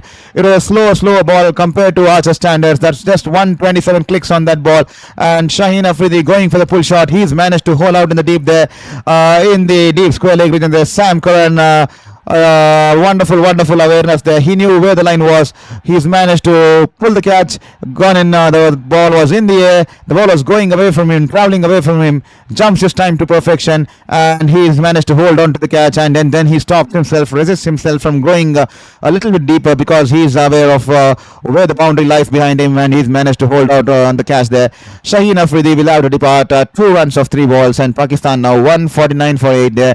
Wickets crumbling all of a sudden there in the deep, and that will be definitely concerning for the Pakistan management as well as the Pakistan fans, because this is a crucial game for them. Unlucky there, especially when the weather in the first game played its part there, because they lost out because both the teams had to share a single point there. Not just unlucky for Pakistan, unlucky for both Pakistan as well as New Zealand when nature comes into play. And I definitely hope along the way someday in the future that there seems some sort of a different kind of a role where the game we have an opportunity to play the game somehow, or we manage to find a winner there, because it's extremely unfortunate and unfair on those teams who are affected by nature's proceedings, the rains and the showers, and it's extremely unfortunate because these players wait for the World Cup for a lot of years to play in this big format, in this big World Cup, and when rain comes into the picture and you end up sharing points, especially when you're eager to get those 2 points, and then you have tight situations to qualify for the next round. It's extremely unfair, and definitely hopefully the cricketing lords and the cricketing giants somehow find out a way that how we can tackle the rain scenarios, and is there a better way we can be fair enough to those teams who have been affected by rains there. This time Mirza is out there in the middle, and he's driven the ball towards the sweeper cover region there. That will be 1 run there. And Nausheen Anwar, thank you for joining in. I'm not sure from which part of the world you're joining in. That would be kind enough if you could let us know, so that we can get to know you and we can build a sports community out here. 165 at least. Our bowlers are doing good. So hope for good. Definitely wonderful there. 165 will be definitely good. 165 is a good total. Not just your bowlers are doing good, but you also have to take into consideration that this time Jofra Archer running in to bowl to Shadab Khan, backs away towards the leg stump. He has cut it past the point region there, and it will be going into the boundary there. That's the kind of end Pakistan would have wanted in the 19th over. Jofra Archer banging it short, and Shadab Khan making room for himself. He's managed to cut it away towards the backward of point region there, and the ball running away from the fielder there. That will be 4 runs to end the over there. 154 for 8 there. Nausheen Anwar, thank you for your message. Our bowlers are doing good. Definitely Pakistan bowlers are doing good. But also, I know you have to take under consideration that the England batters are struggling a little bit with the bat there. I mean, they've not been prime form. The way they entered the Super 8s, I think that that is their only team. England is the only team which didn't look convincing entering into the Super 8s. All the other teams had their share of moments and stuff. But the English team was the only team that didn't look convincing because the kind of squad they have and the kind of potential they have, they did not do justice for the team or for themselves, and they narrowly managed to squeeze into the Super 8s, especially narrowly winning against Nepal and narrowly winning against, not narrowly, but they had a tough contest against the likes of Italy, who were playing the ICC tournament for the first ever time, and also a loss against West Indies. So definitely their batters are not under good form here. So definitely something Pakistan would be hoping that 165 could be a good score on, especially in this high octane clash here. And 155 for 8, and here is Mirza tapping it towards the cover region there and quickly scampering for a single there, and cover fielder there, I think that's Harry Brook, having a shy at the bowler's end, and he was gone for money had the ball hit the stumps there, because Mirza only had one intention in his mind, to get Shadab Khan back on strike, to give him as much as balls to play in the last over here, and he has managed to give him back the strike here. 155 for 8 after 19.1 overs. Max Butler 9129 from England, watching in the Dominican Republic. Great commentary. Thank you very much, Max Butler. Thank you for joining in on Sports Beyond Cancer. That's extremely kind of you to acknowledge our stream here. Hopefully more people join in from England. Definitely we need to spread the word there, because eagerly waiting for more people to join in and support us at Sport Beyond Cancer here. And Nausheen Anwar, watching from Pakistan, Karachi. Thank you so much, Nausheen, for watching in all the way from Pakistan. Hope you also share it with your friends and family and other people who are interested to listen to sports commentary and streams across the globe, across sporting verticals there, not just cricket. We'll be doing a lot of stuff. Thank you for tuning in all the way from Pakistan there, and hope you're enjoying the contest, and hope you're definitely enjoying how the Pakistan cricket team is trying to make a revival in this contest here, and definitely they are looking in a decent position. I think you wouldn't say that you're happy with the score there, but I think definitely you'll be satisfied there. I think the Pakistan fans will definitely agree that they will be satisfied if they get 165 tonight here.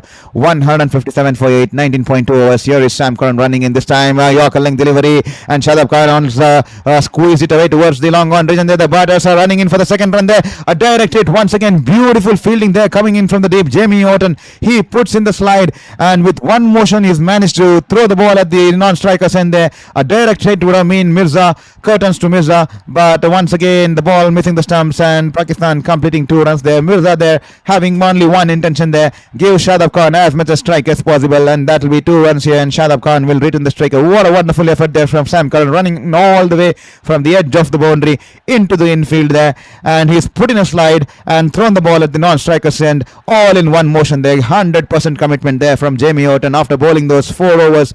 After bowling those 4 overs under this hot temperature here, he's come back and is fielding out his heart there. This time Sam Curran, a slow bouncer outside the off stump, 115.4 clicks on that one. He is always deceptive with the kind of variations he brings in, and that's the reason always England bank on him to bowl the last crucial overs there in the dead there.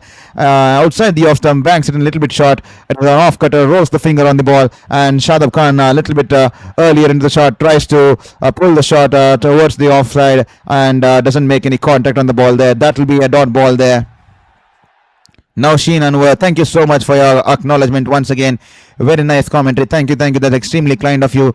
Extremely speaks volumes about the character of person you are, because you're appreciating the efforts you are putting in, and thank you so much for all the love and support you have been sending us all the way from Pakistan there. This time angling into the pads there, and Shadab Khan flicks it away beautifully. No chance there for the fielder there in the deep square leg region, and that will be 4 runs there. He's playing a wonderful cameo here. Wonderful shot. The ball was angling into the wickets there. Shadab Khan, the shot definitely doesn't look pleasing to the eye. He somehow managed to flick it away just past the deep square leg fielder there. 4 runs there. Harry Brook not happy with that. He's thrown his cap away in the disgust there. That will be 4 runs there. Shadab Khan playing a wonderful cameo. He is marched down to 22 of 10 runs. That's the kind of innings we wanted. We saw him. He's got his confidence back in the last game with those balls. So flight to the release, and the runs he's got. This time once again a full delivery angling into the pads, and Shadab Khan flicks it away once away towards the deep mid-wicket region there. He'll be coming in back for the second run there, but no chance there. The throw comes in quick, and the bail's been whipped off at the batter's end there, keeper's end there, beg your pardon there, and that'll just be 1 run there for Pakistan.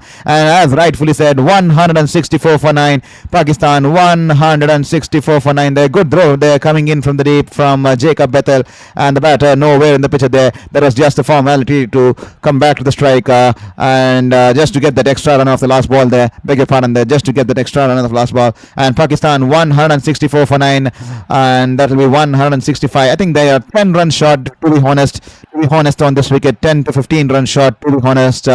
But definitely 164 on board, 165 the target. They'll be definitely satisfied. They won't be happy, as I think the Pakistan fans would definitely agree. You won't be happy, they won't be happy, but they'll be satisfied that 164 is a fighting total on this kind of wicket here at Pallekele here.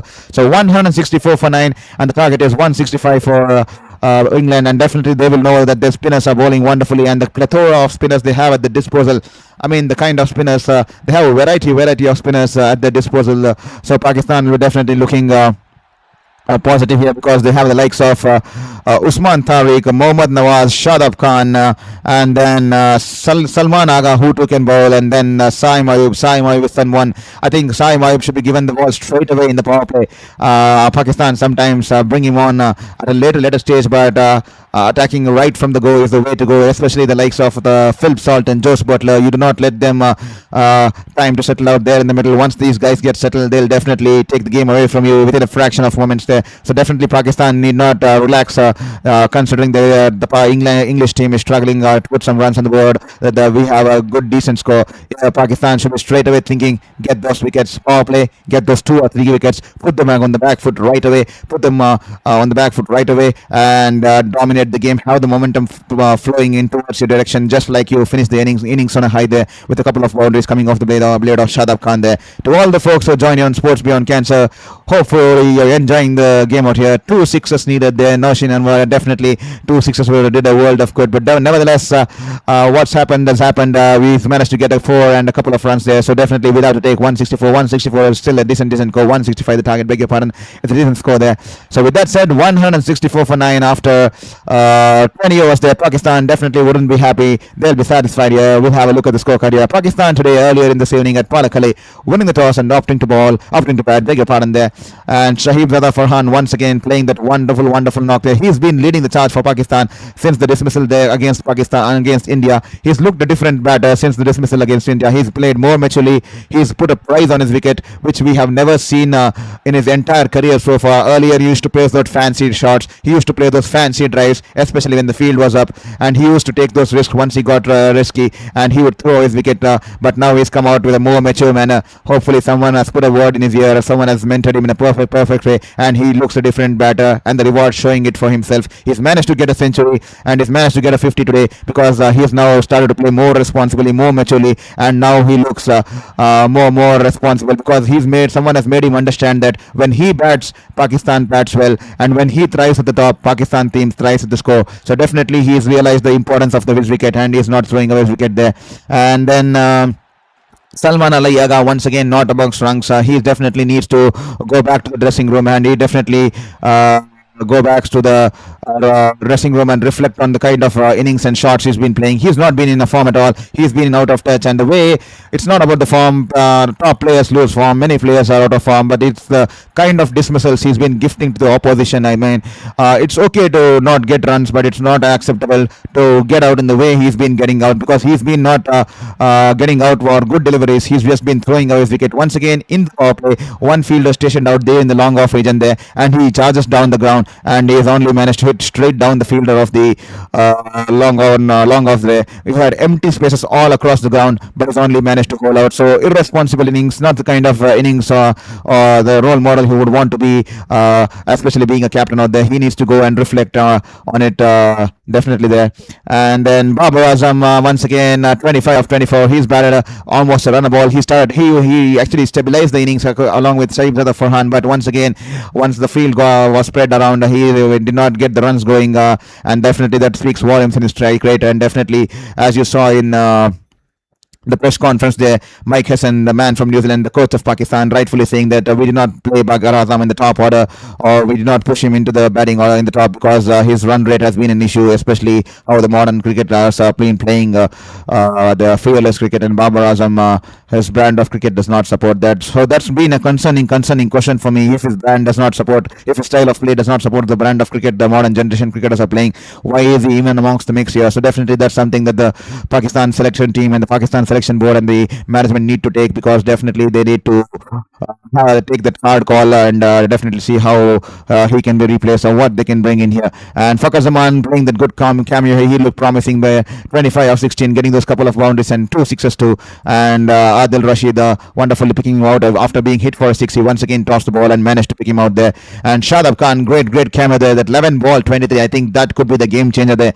Despite all the knocks, 11 ball 23 in the end, especially shifting the momentum. You saw the body language of Harry Brook when he hit those boundaries. Harry Brook threw his cap away, and that speaks volumes. He dropped his shoulders, showed disgust, and he threw his cap away in frustration. That speaks volumes, because you managed to get the edge on the opposition and play on their mind and psychology there. So Shadab Khan's innings definitely frustrating Harry Brook and co there. So definitely the momentum going in towards the England Pakistan's favor there, and hopefully Pakistan will be hoping that they carry that momentum which they had in the fag end of the innings into the first 6 overs and manage to get those 2 or 3 early wickets, so that this 165 on this wicket starts looking like 195 200, especially if you get those 3 initial wickets within the power play there. So that's been the story so far. 164 for 9 after 20 overs, after opting to ball there. And let's have a look at the score bowling card there. Jofra Archer bowled wonderfully, 4 overs, 2 for 32. Jamie Overton, he was the man there. He bowled beautifully today, 3 overs, 2 for 26, and picking those 2 catches. Then Liam Dawson, he bowled brilliantly. Left arm spinner once again, bowled brilliantly. 4 overs, 24 runs, 3 wickets there. And Sam Curran, 3 overs, none for 24. Adil Rashid, 4 overs, 1 for 31. And Will Jacks was expensive today, 2 overs, none for 27 there.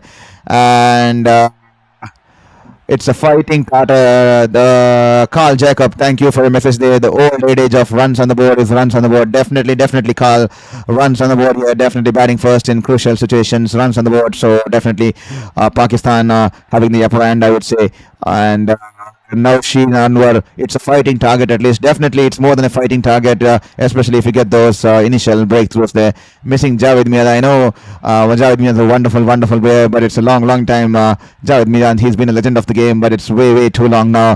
The cricket has evolved a long way ahead. I'm not sure if those legends would have adapted to this kind of format of a game, the shorter format of the game, but definitely we never know. But a wonderful battle there for Pakistan. Javed Mian hitting this last 6 on the last ball there, and Afridi's performance is disheartening, really. Definitely, Afridi, he is somehow lost his limelight. I think he needs to work better on his kind of legs and the kind of regions he's been bowling. I'm not sure I think he's extremely low on confidence, and we all know it's just a matter of couple of wickets and a couple of matches where he gets amongst the wickets, and we all know once you get amongst the runs, once he gets among the wickets, once again, because form is temporary, class is permanent there, as the people old adage goes there. So definitely Afridi is someone he needs to wait for his time. He needs to be patient and needs to be consistent. The main thing he's not been doing is he's very erratic with his line and lengths. He needs to be consistent, hit those pitch maps, hit those areas where even though you don't get rewards, you need to bowl in those areas and be consistent, because every single day won't go your way. You need to be consistent there. So something that Shaheen Afridi and the management and the likes of the Mike Asad needs to put a work around. But definitely the guy Mirza has been promising, and definitely he looks wonderful with the new ball. I think Mirza should be given a new ball ahead of Shaheen Afridi. We never know, but Shaheen Afridi and Mirza could bowl well in tandem today. But as per my suggestion, Saim Ayub should straight away be thrown in the ball. Second or third over there, he needs to come in power play, because we all know Saim Ayub, he's been a wonderful bowler there. The kind of variations in the carom balls he brings in definitely can trouble the England opposition here. So Saim Ayub, I'm looking forward there. Hopefully Pakistan manage to defend this total here. So that said, let me take a quick break. Just need to get get a couple of sip of water, and then just need to stretch my back. So please don't go anyway. We'll be back in for the chase. England requiring 165 runs here. Required run rate 8.25. If you haven't hit the subscribe button, please hit the subscribe button there. Just gonna go here and grab my water bottle, have a sip and a couple of stretches, and we'll be back here on Sports Beyond Cancer.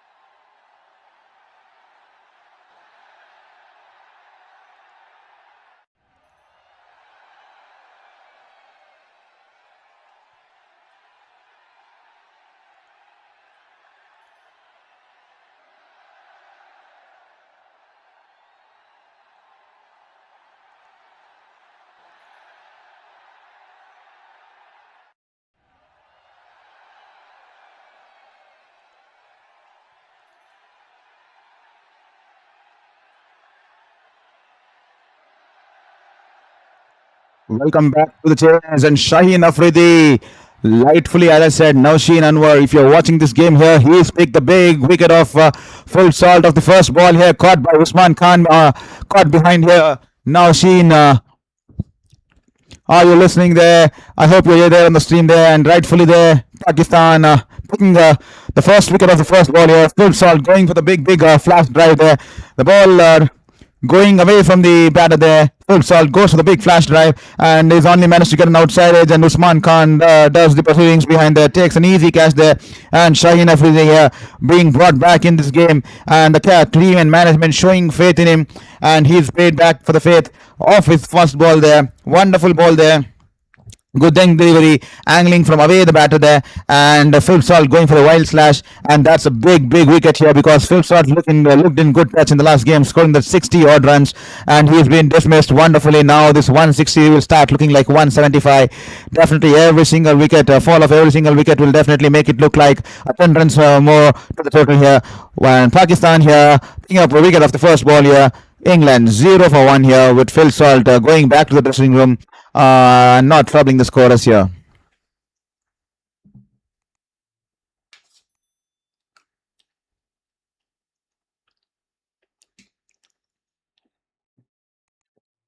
England skipper out there in the middle, and first ball he shuffled across and is in the air, just short there off the fielder at the mid-on region there. Wonderfully bowled the first one from Shaheen Afridi.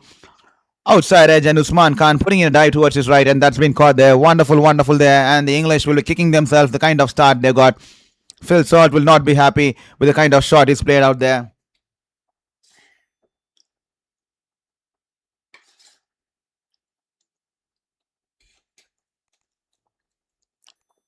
This time, beautifully bowled, good length delivery, angling into the pads. Harry Brook taps it away towards the wide of the mid-wicket region there. And the batters will come back for two runs there.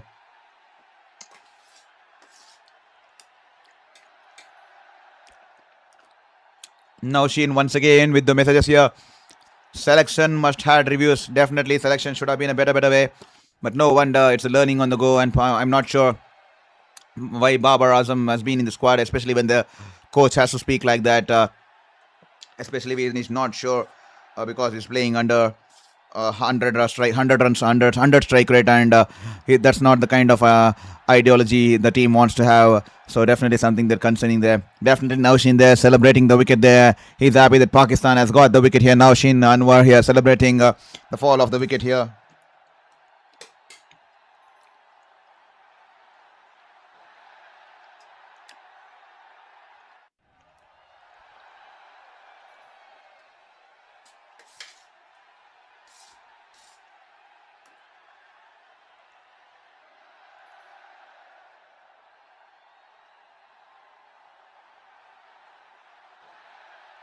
This time a good leg ball climbing on the batter there, and Harry Brook gently tapping it to the front of cover region there, and the scamper for a quick single there, and Butler responding quickly. They're good running there, good communication between the two batters out there.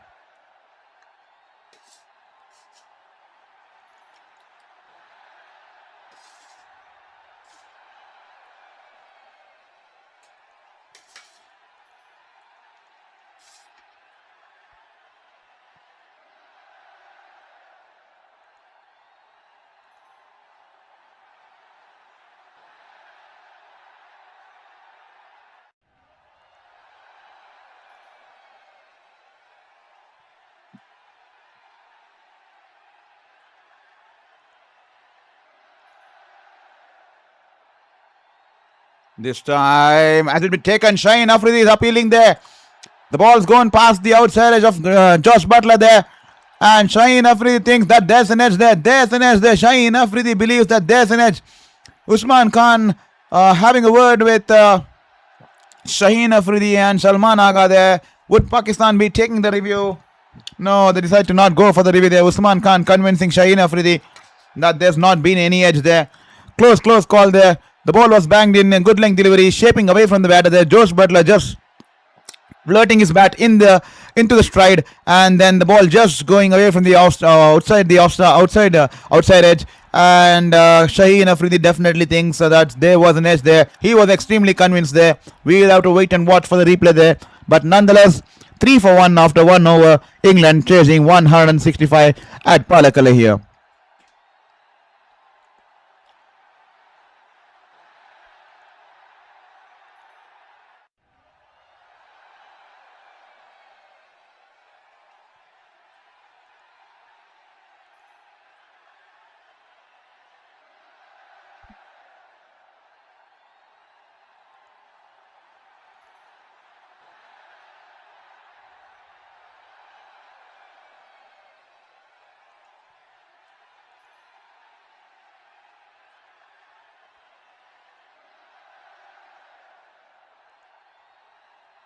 This time, not the kind of start Mirza would have wanted, straying down the leg and easy pickings there for Harry Brook. Guides it away towards the deep fine leg region there. That'll be 4 runs there. Easy pickings there. That's not the kind of freebies you would want to give the oppositions, especially with 165 on board here. Here is Mirza running in once again. This time Harry Brook steps down the ground and is managed to drag it away towards the mid-on fielder there. That'll be just a dot ball there.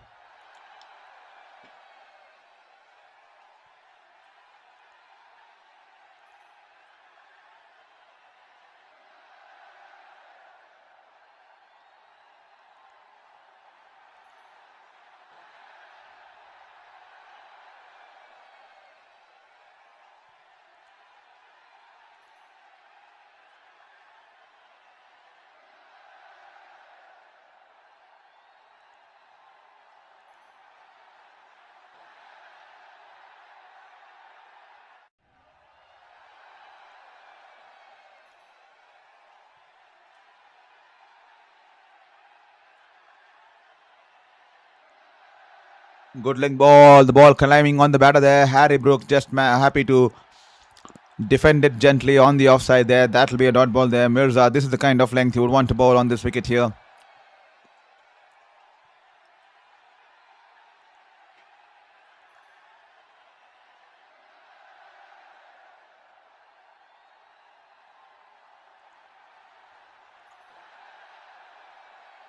Mirza running into ball to Brook. Beautiful ball. Wonderful ball there. Good length. Shaping away from the batter there. Harry Brook just going past his outside edge to the keeper there. That'll be dot ball. That's the kind of ball you would want to bowl. Wonderful ball. And that's a slow one here. Beg your pardon. He's rolled his fingers there and taken the ball across the right hander there. Wonderfully bowled. Harry Brook absolutely clueless there.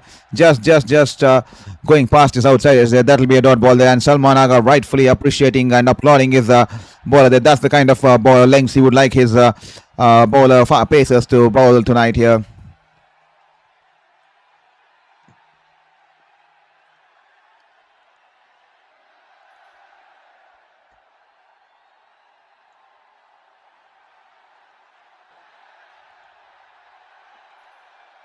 This time, banks it in short, and Harry Brook was ready for it. He smashed it in the air. The ball sailing just over the field there in the deep square leg region there. That'll be the first six for England and first six for Harry Brook here. A wonderful shot. Good balance there, and he's pulled it away towards the deep square legs in there. Not the kind of ball you would want to bowl to the likes of Harry Brook. He's extremely strong. That's the area he favors a lot of times there, and not the kind of length you would want to bowl Harry Brook there. This time Harry Brook backing away towards the leg stump there, and he's banged it in short outside the off stump, and Harry Brook cuts it away towards the deep backward point region there. That'll be just one run there. 14 for 1 after 2 overs here, and the required run rate 8.37 here.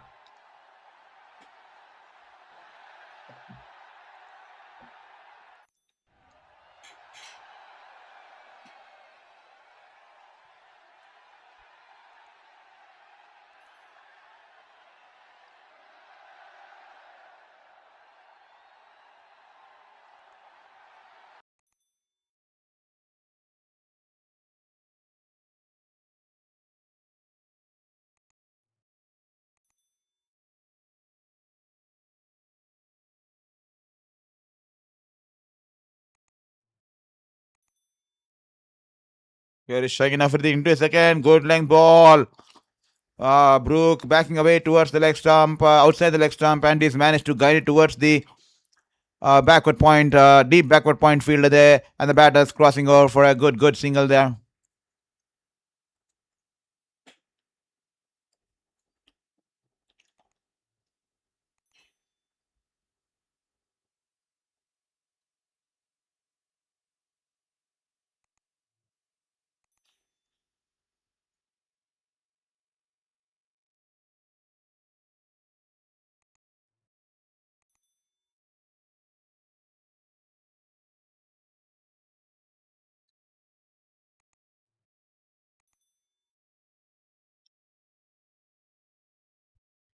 This time, Shaheen Afridi running into the stride, and Josh Butler backing away.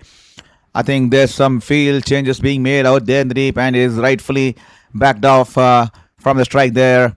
And the bowler will have to run back and bowl the ball once again. Shaheen Afridi is looking promising tonight. He's come out with an intent. He's probably the couple of the games which he rested, definitely giving him the time to reflect and to assess the kinds of length he's bowling, and definitely that has definitely brought his A game here. He's definitely put some work beyond the scenes here, and is definitely looking a better bowler tonight. This time, Josh Butler taps it away towards the deep square leg region. Then the batters can easily come back for 2 runs there, and Josh Butler off the mark here.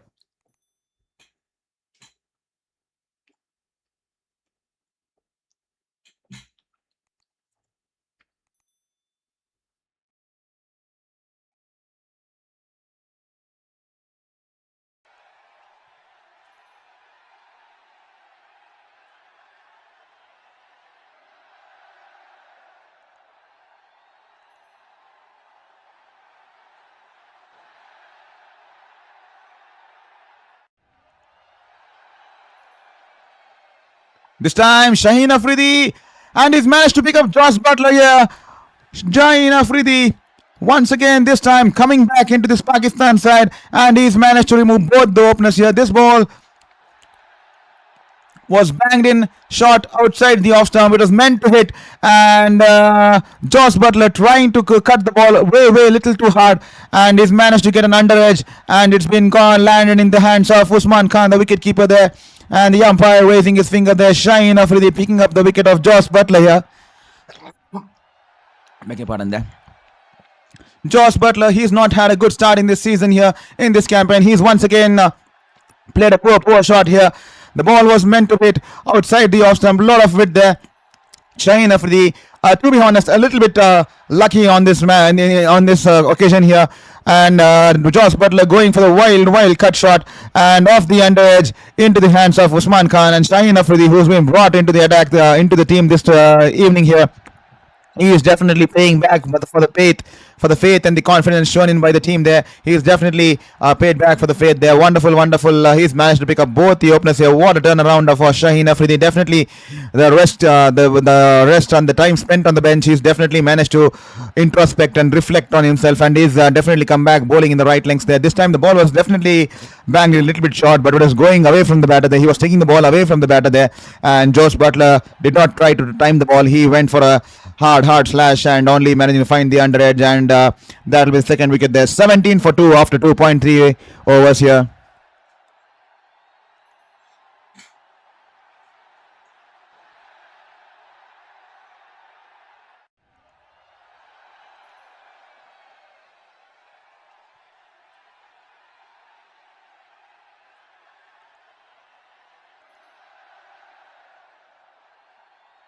Jacob Battle walks in at number 4 for England here. Shaheen Afridi running in this time. A good in-swinging delivery here, and Jacob Battle drives it straight towards the mid-off fielder there. That'll be a dot ball there. Shaheen Afridi, what a turnaround. That's why they say that when you're spending some time outside the action, when you're spending some time outside on the bench, you get a lot of time to introspect, reflect, and that's the reason. That's the time when your game changes. That's the time when you come back and produce an innings or a bowling performance like Shaheen Afridi has been producing today. This time, once again, driving link delivery outside the off stump there. Once again, lucky for Shaheen Afridi. Jacob Battle driving it straight into the hands of the fielder there. That'll be a dot ball there. Now Sheen Anwar, thank you very much, Butler. Okay, thank you so much there, and hope you're enjoying the game here. The 2 wickets, and now Sheen Anwar definitely will be celebrating the fall of the 2 wickets there.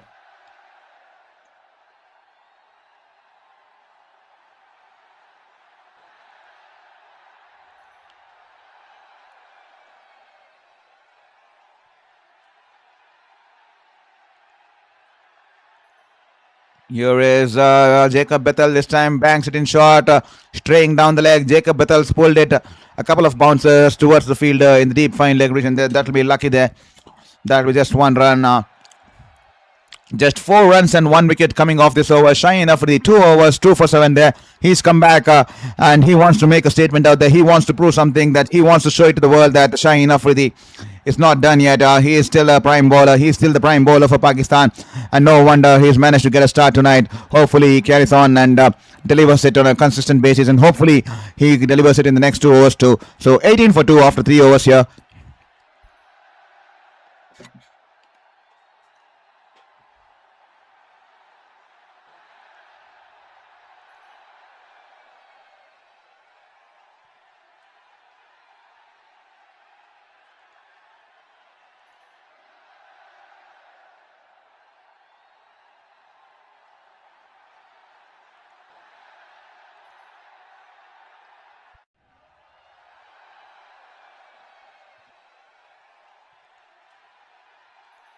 Just finishing off my dinner here.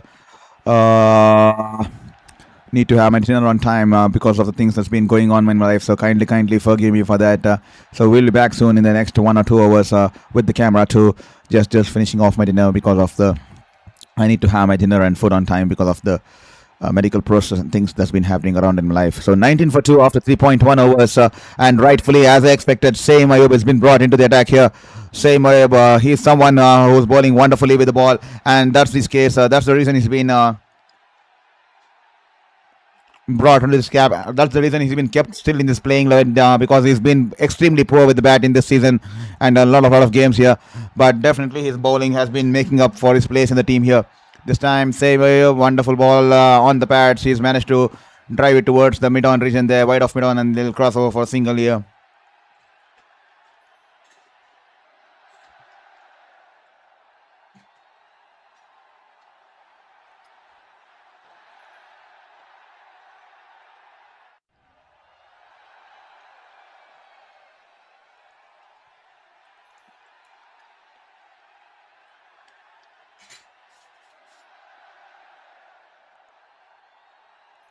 Here is Saim Ayub. This time a little bit short, angling into the batter there. Jacob Bethel rocks back and he pulls it away towards the deep mid-wicket boundary there. 4 runs there.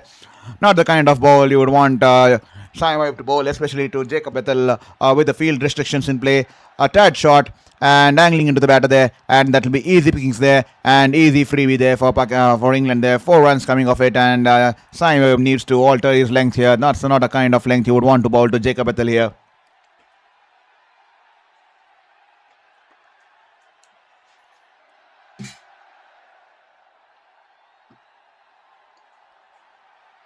This time, wonderfully tossed up delivery, 83.4 clicks on that one. That's the kind of length, a full length delivery, turning a lot of flight there and turning away from the batter there. And Jacob Bethel rightfully respecting the ball. He's only managed to defend it there. Dot ball there. 24 for 2 after 3.4 overs here. Saim, can he provide the third breakthrough in this power play? Beautifully flighted ball. The ball tossed up in the air. Off the top edge. It's going in the air. It's in the air and he's dropped it. How can he drop it? Usman Tariq. That's an easy sitter there. Usman Tariq is dropped the big wicket of Jacob Bethel there. The ball was in the air for quite some time. Saim Ayub flighting the ball and inviting Jacob Bethel to play the shot. He threw in the bait and Jacob Bethel falling for the bait, and the ball was lurking in the air for quite some time, and it was a easy straight away catch there for Usman Tariq, who had stationed himself at the short fine leg region there.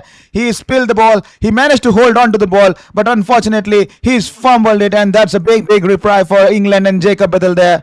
Poor shot there from Jacob Bethel. Wonderful bowling there from Simon. Threw in the bait, courageously flighting the ball and wanted Bethel to go with a big shot there. He fell for the bait, only to top edge it, and Usman Tariq dropping a sitter there. This time a full length delivery, a carom ball, and Harry Brook comes down the ground, drives it straight past the mid-on folder there. That'll be 4 runs there. What a wonderful shot there from the England captain there. 29 for 2 after 4 overs. How costly can that catch be? Usman Tariq here dropped the easiest catches out there. That was a sitter there. The Pakistan management would definitely not be happy with that.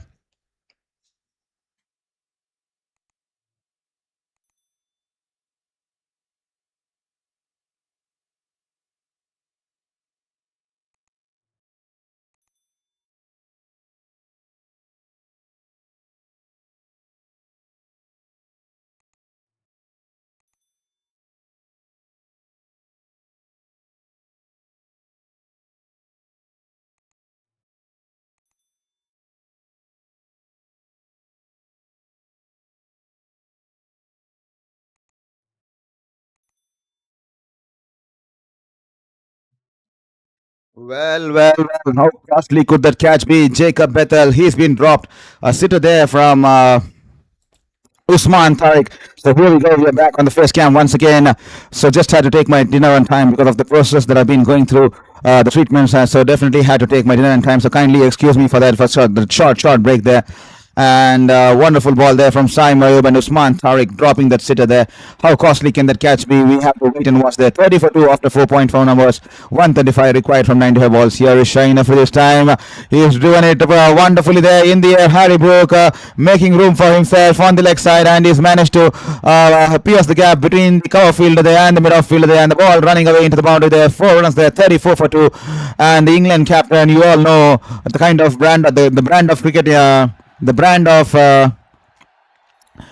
cricket he's been playing. He's an aggressive cricketer there. He's plays his shots with his dominance. He'll not be worried about the score on board, the wickets on board, because he knows to play cricket only one way. That's to play positive cricket and to play aggressive cricket and take on those big shots there. And rightfully there once again, it's in the air. Wonderful fielding there from the mid-on region there. Once again backing away. He tried to take the charge on Shaheen Afridi. Didn't hit the shot in a convincing manner there, and he would definitely not be happy with the kind of shot he played. But definitely it looked like it was going past the field there at the mid-on region there. I think that's Mohammad Nawaz who puts in an outstretched dive with his left hand. He's managed to stop the ball there, and that will be, I think that's Fakhar Zaman, beg your pardon there, and that will just be 1 run there.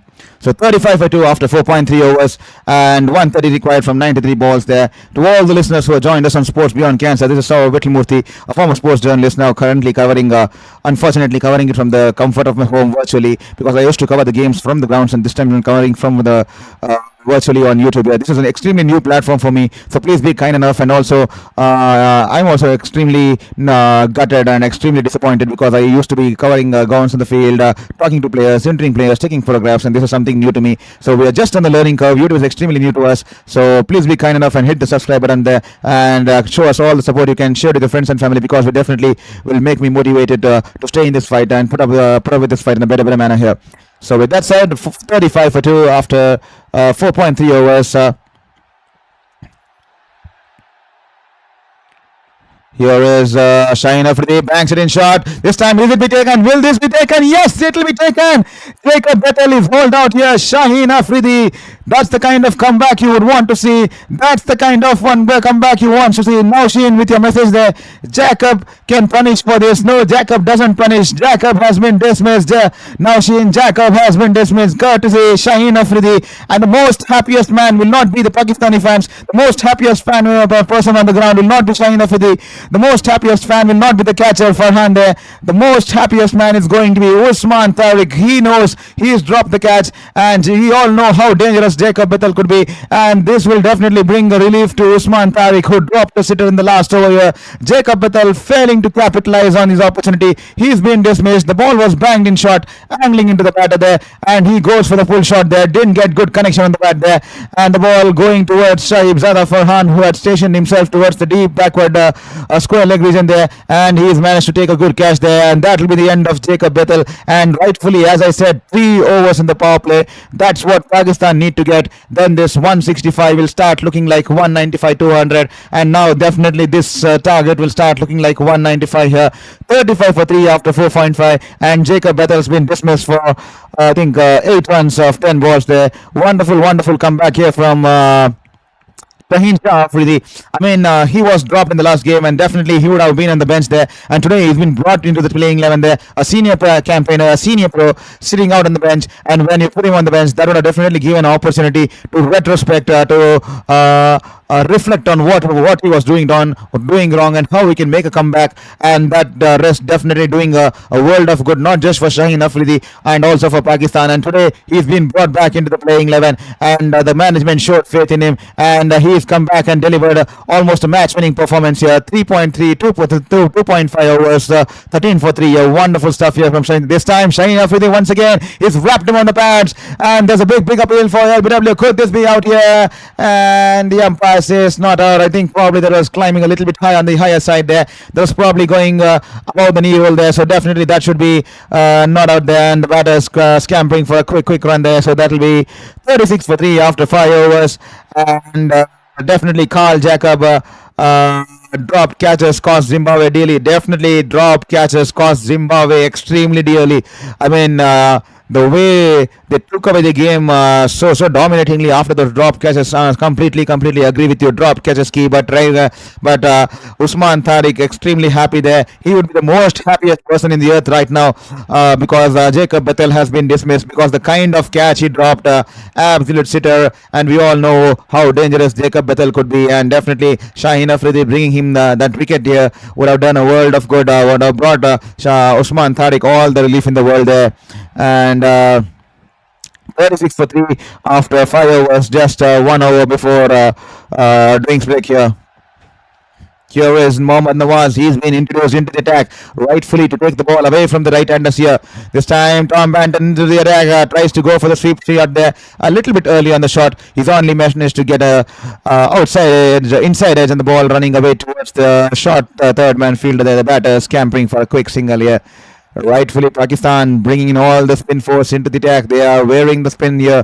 Definitely wonderful captaincy there from Salman Agha here. He needs to be smart enough.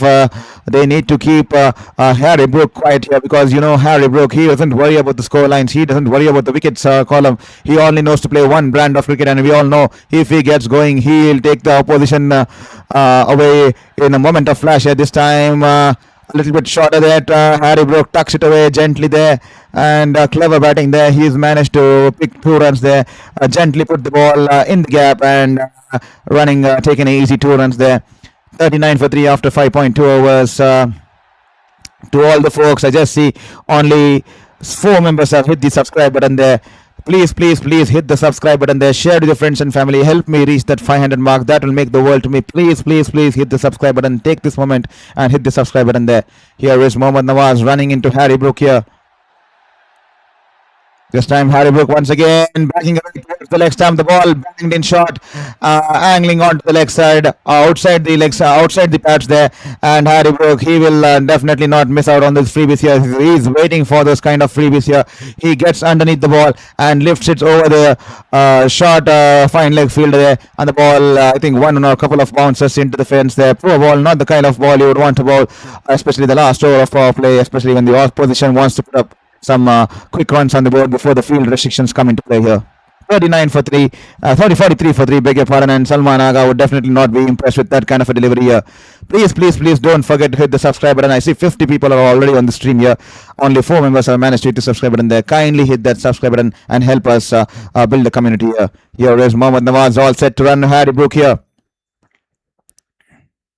This time Harry Brook coming down the ground, and he's managed to go over the infield there, and the ball going over the cover point fielder there, and that will be 4 runs there. Wonderfully bowled there from Mohammad Nawaz there. He pitched the ball as soon as he saw Harry Brook come down the wicket. He shortened the length of the ball, and the ball was turning away from the batter there, and Harry Brook rightfully adjusting his stride and shot, and then he was looking to go down the wicket, and as soon as the ball turned away from him, he realized that this is a power play. He can manage to go over the cover point fielder there, and rightfully adjusting his stride in the last stroke in the last swing there, and getting those 4 runs there. That's the kind of player Harry Brook is. The wickets won't matter, the score lines won't matter. He will keep going, and he definitely knows that this is the last over of power play, and he'll definitely be treating it as this is the last over where I can take those chances here. This time Harry Brook, the ball was banged in a little bit short. He tried to hit it towards the offside. The ball coming off the I think bottom edge or inside edge, and it was in the air. It was lurking in the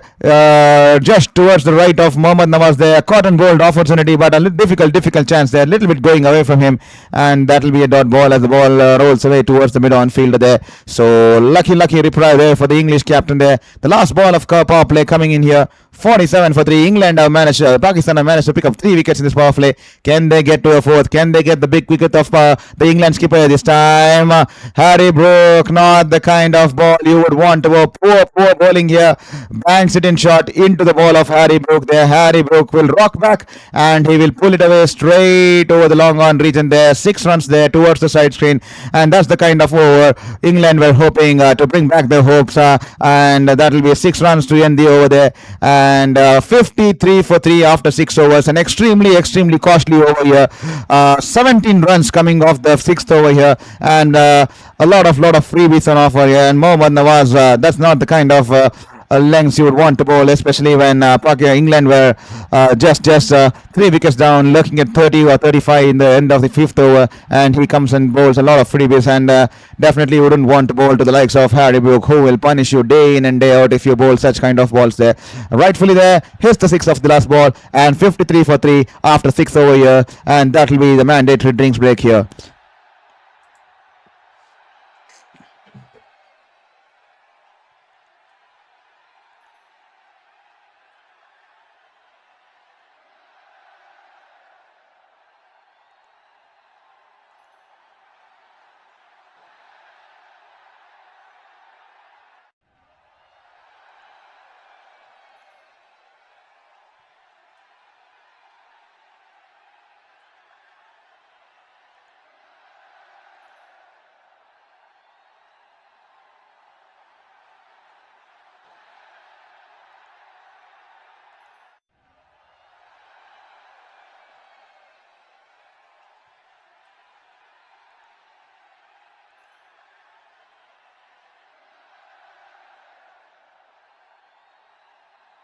Well, that's been the story so far. 53 for 3 after 6 overs here, and just managed to grab my water bottle there, so that a lot of dry throat speaking all along the way. So definitely the water bottle comes in handy there to take in a couple of sips in between there. So 53 for 3 after 6 overs here, and Pakistan rightfully dominating the first half of this game here, first half of this chase here, defending this target here. 53 for 3 here. And England, I think Pakistan would have been happy if the last over of the power play would have been a pretty decent one. But Mohammad Nawaz looking out of the charts today, bowling in a lot of short balls and freeways to Harry Brook, and Harry Brook capitalizing on it. 17 runs coming off the 60th of the sixth over there, and England managed to get 53 over 3 after the end of the sixth over mark there. The first drinks break of this second innings here. And to all the listeners who join us on Sports Beyond Cancer, hope you're doing good. I hope you hit the subscribe button there, because it will speak volumes about the support you guys are giving me, and definitely motivate me to consider on a serious basis here. And hopefully, I just see only 4 people have managed to hit the subscribe button there. I see a lot of around 55 to 56 people online, but please hit that subscribe button there, because every single subscription will mean the world to us. So please take this moment. It's a drinks break. Take just 2 seconds of your life and hit that subscribe button there.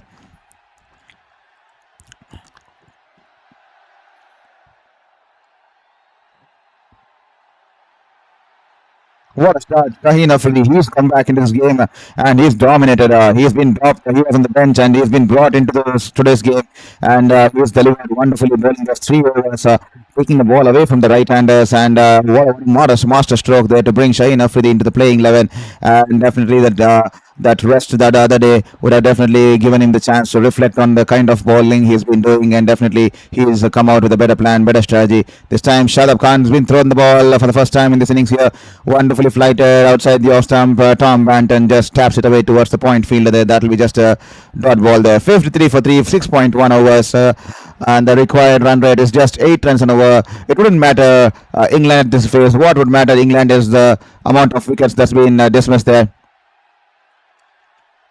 This time Tom Banton going for the sweep shot once again, only off the inside edge, going towards the short third fielder. That will be a dot ball there.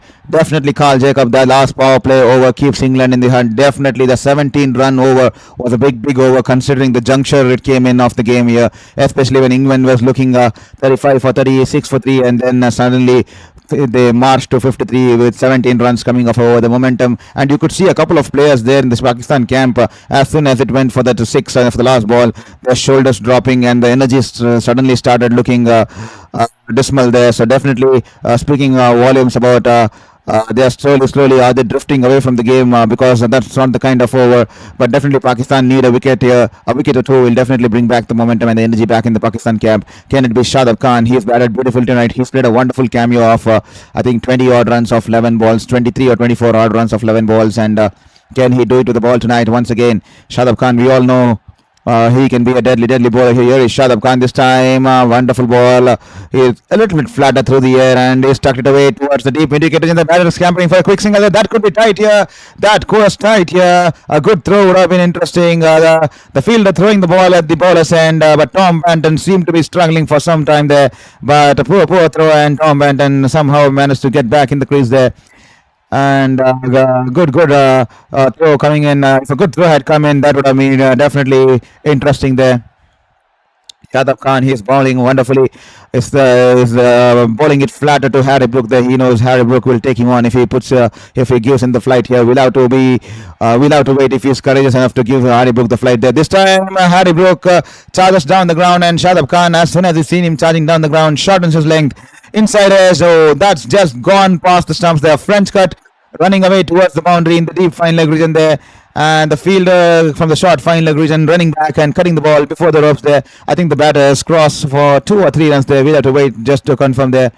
But wonderful ball there. And Harry Brook, an insider just past the stumps. French cut there. And the ball going towards the boundary and being cut away by the fielder there. And rightfully 2 runs there for Harry Brook. He's marching towards a well-deserved 50 here. 58 for 3. And he's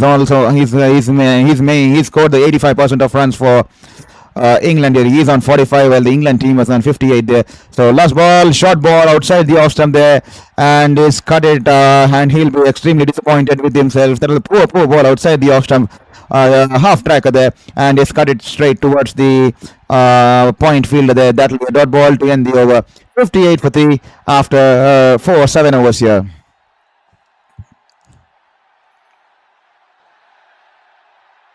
To all the folks who are listening to Sports Beyond Cancer, please take this moment and hit the subscribe button there. I see there are 60 people watching the stream there, but only 4 people have hit the subscribe button there. So kindly hit the subscribe button there. We need all your support. We need all your support to continue this journey, because it's been a tough task here since the last 2.5 years, and every single subscribe will mean the world to us. It will motivate us.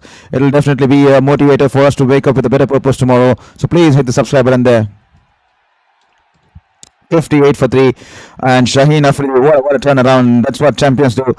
When they are put on the bench, they come back and show the team and play a statement. This time Usman Tariq into the attack. He's bowled a googly of the first ball, and Tom Banton goes for the cut shot, and he's only managed to edge it back to the keeper there. That'll be out. Usman Tariq, he's picked up a wicket of his first ball of his spell here. Tom Banton will have to depart. What a turnaround in this tail here.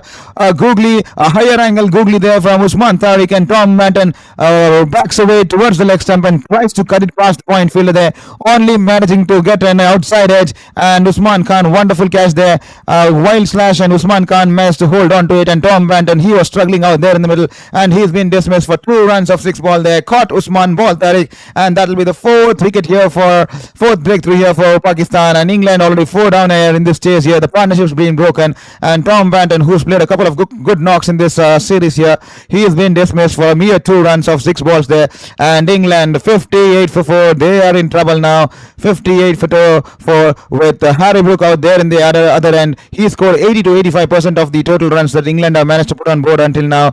And England definitely will have to build a partnership here. Someone will have to stay along with the England skipper to ensure that they go on to chase this target here.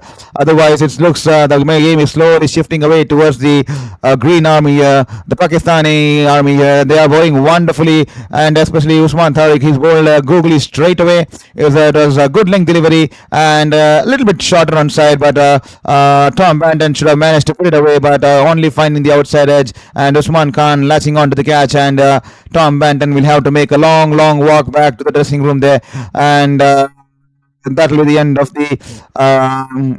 Tom Banton here. 58 for 4 after 7.1 overs, and the new batsman out there in the middle is the ever-reliant Sam Curran, who's delivered it on multiple occasions, whatever the team has asked him for, with the ball, with the bat, with the field, and today he's out there in the middle with them requiring his services with the bat there. Can he be a game changer here for England? This time Tariq here, pause before the ball here, and Sam Curran keenly observing his action there. That's not a kind of action you would watch day in and day out, and that's a new kind of an action which you wouldn't be accustomed to. He watched him till the end and stays on the back foot and cuts him away towards the deep backward point region, and he'll be off the mark there.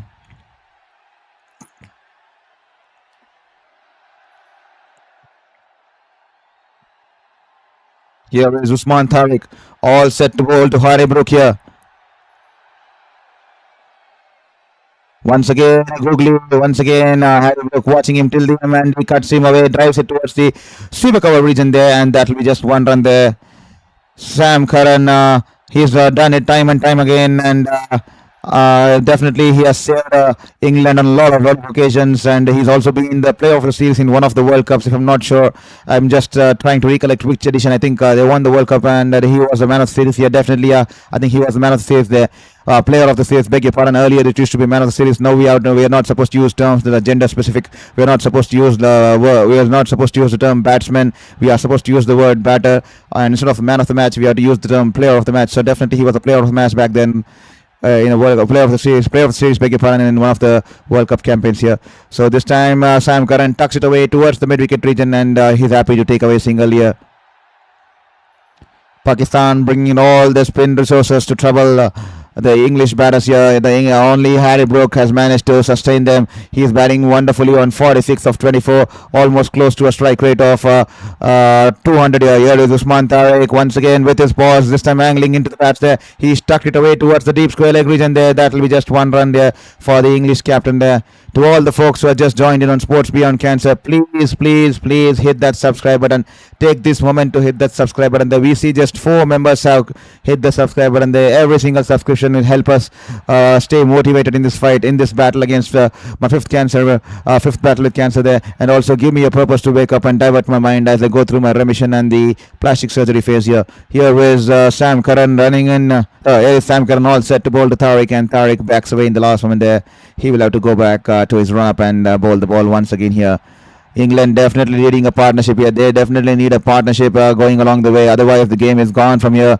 This time, a little bit down the leg, and Sam Curran happy to tuck it away towards the short fine leg fielder there. That will be single there. 5 runs and a wicket coming off Tariq's first over. A great start to Tariq's spell tonight, and that will be 63 for 4 after 8 overs here.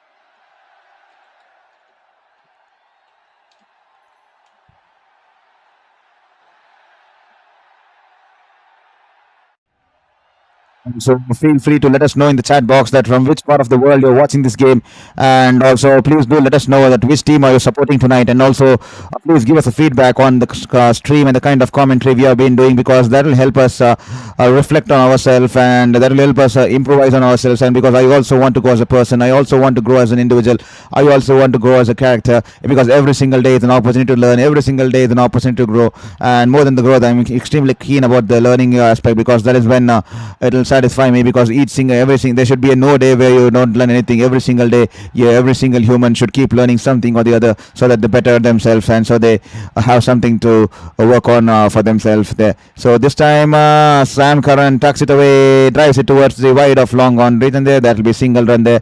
Shadab Khan into a second here, and Sam Curran straight away getting that 1 run off the first ball here.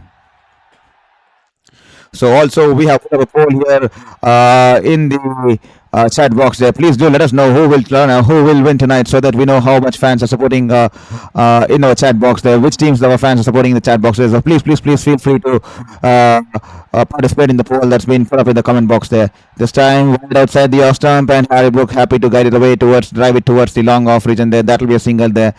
So I see a lot of people supporting Pakistan in the chat box there. 61 people have joined on the stream, but only 4 people have subscribed. So please ensure you hit the subscribe button. Just take this 2 seconds and hit that subscribe button, and then continue watching the stream here. Please hit that subscribe button there, and that will make us the world to us. This time Shadab Khan wonderfully bowled, coming into the batter there, and he's tucked it away towards the short fine leg fielder there. That will be a dot single there.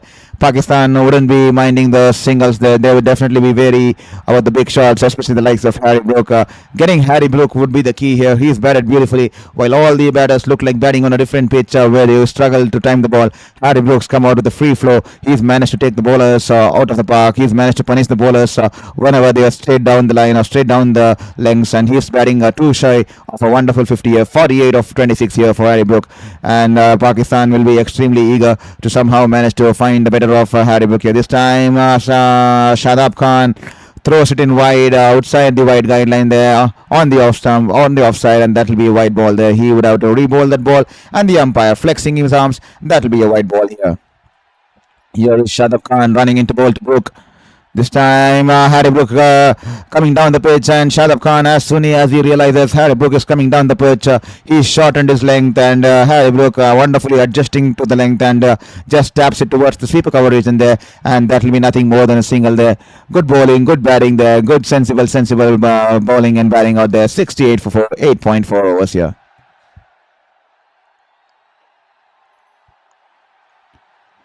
Here is Sam Curran, all set to face Shadab Khan. This time straying down the leg once again. Poor ball there, but lucky there. The ball just turning, and all Sam Curran did was trying to guide it towards the fine leg region there, but only went hitting towards the short fine leg fielder there. That will be a dot ball there. Missed out opportunity here for England and Sam Curran here.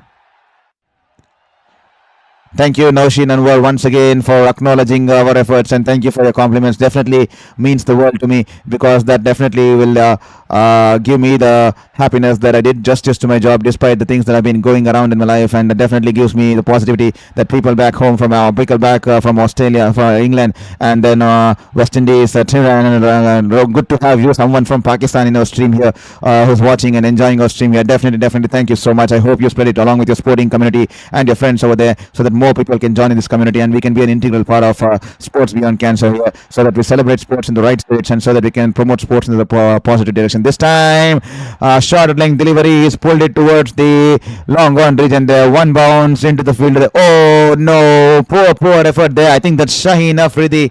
He's just missed the ball, and the ball runs away into the boundary there. 4 runs there.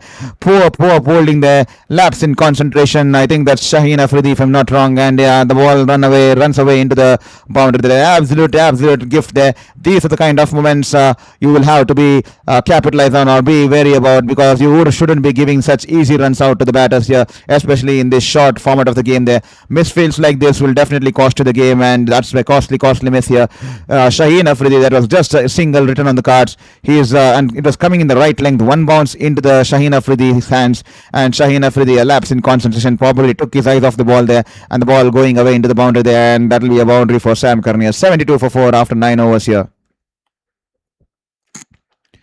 This time, Saim Ayub into the attack, straying down the leg once again. Harry Brook sweeps it away towards the short fine leg fielder there. He's missed out on the opportunity to score a boundary here, but he crosses over a single, and that will be a 50 there for the England captain there. He's waged a lone battle here. 73 runs on board, and he's managed to put up 50 all by himself, and that too with a strike rate of 178 point odd there, and that was coming off 28 balls when the team is struggling, 4 wickets down, and just 73 on board. Harry Brook walking at number 3. He's managed to dominate the Pakistan attack. He's managed to put the fight back against the Pakistanis here. 73 for 4, and the English keeper there, 50 unbeaten of 28 odd balls there. Wonderful batting there, leading by an example. He's taking the charge on the Pakistan in this chase tonight here.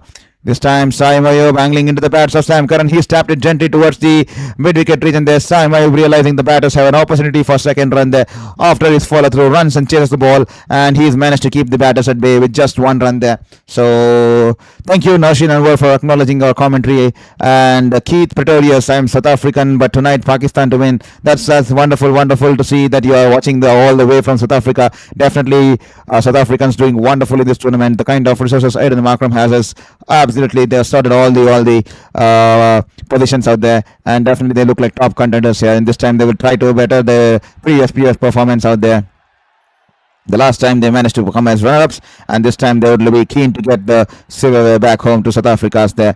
Here is Simon, a little bit short in the air. Harry Brook, I think he's not hit the ball perfectly. I think it flew off the top edge there, but the ball was in the air towards the deep square leg region there, just a couple of yards away from the deep square leg fielder there, and 1 bounce towards the fielder there. That will be 2 runs out there. His heart would have been in his mouth there with the kind of how the ball flew from his bat, not convincingly, but nevertheless he didn't time it well, and ball going on the bounce to the fielder there in the deep square. This time, poor ball once again, staying down the leg, and banged in shot there. Harry Brook, the kind of batteries and the kind of momentum he's been playing tonight, he swivels across, and he's pulled it away wide of the deep square leg fielder there. That will be 4 runs there for Harry Brook. Poor bowling there once again. Pakistan, they are bowling indisciplined lines on a couple of occasions. Indisciplined line bowling and the worst misfields proving extremely costly. Harry Brook will take the game away from you if you keep on doing this. Poor line, poor length, and that will be 4 runs there. And Shaheen Afridi there once again not putting in the drive. I'm not sure why he did not put in the dive. The ball was too close to be stopped there, but Shaheen Afridi deciding that he wouldn't be going for the dive, and the ball goes away once again in the boundary fence. There 4 runs there. Harry Brook on the move. He's batting on 56 of 30 balls. England 80 for 4. Can all the folks who are watching the stream, I see 67 people are watching the stream here, hit the subscribe button there. We want to cross the 500 mark as soon as possible. Every single subscription will take us past the 500 mark as early as possible so that we start considering this project as a long-term basis here. This time, Harry Brook flighted delivery outside the off stump. He's driven it wide off long off there. Babar Azam there fielding wonderfully. He's managed to restrict the batters to only 1 run there. Quickly, a fumble there, but quickly throws the ball back to the bowler there. 84 from 61. Pakistan at the similar stage was 69 for 2, but England are 12 runs ahead, but there are 2 wickets down, and this time 4 wickets down. Beg your pardon. This time a flighted delivery, and Sam Curran happy to tap it towards the long on region, and the batter will cross over single here.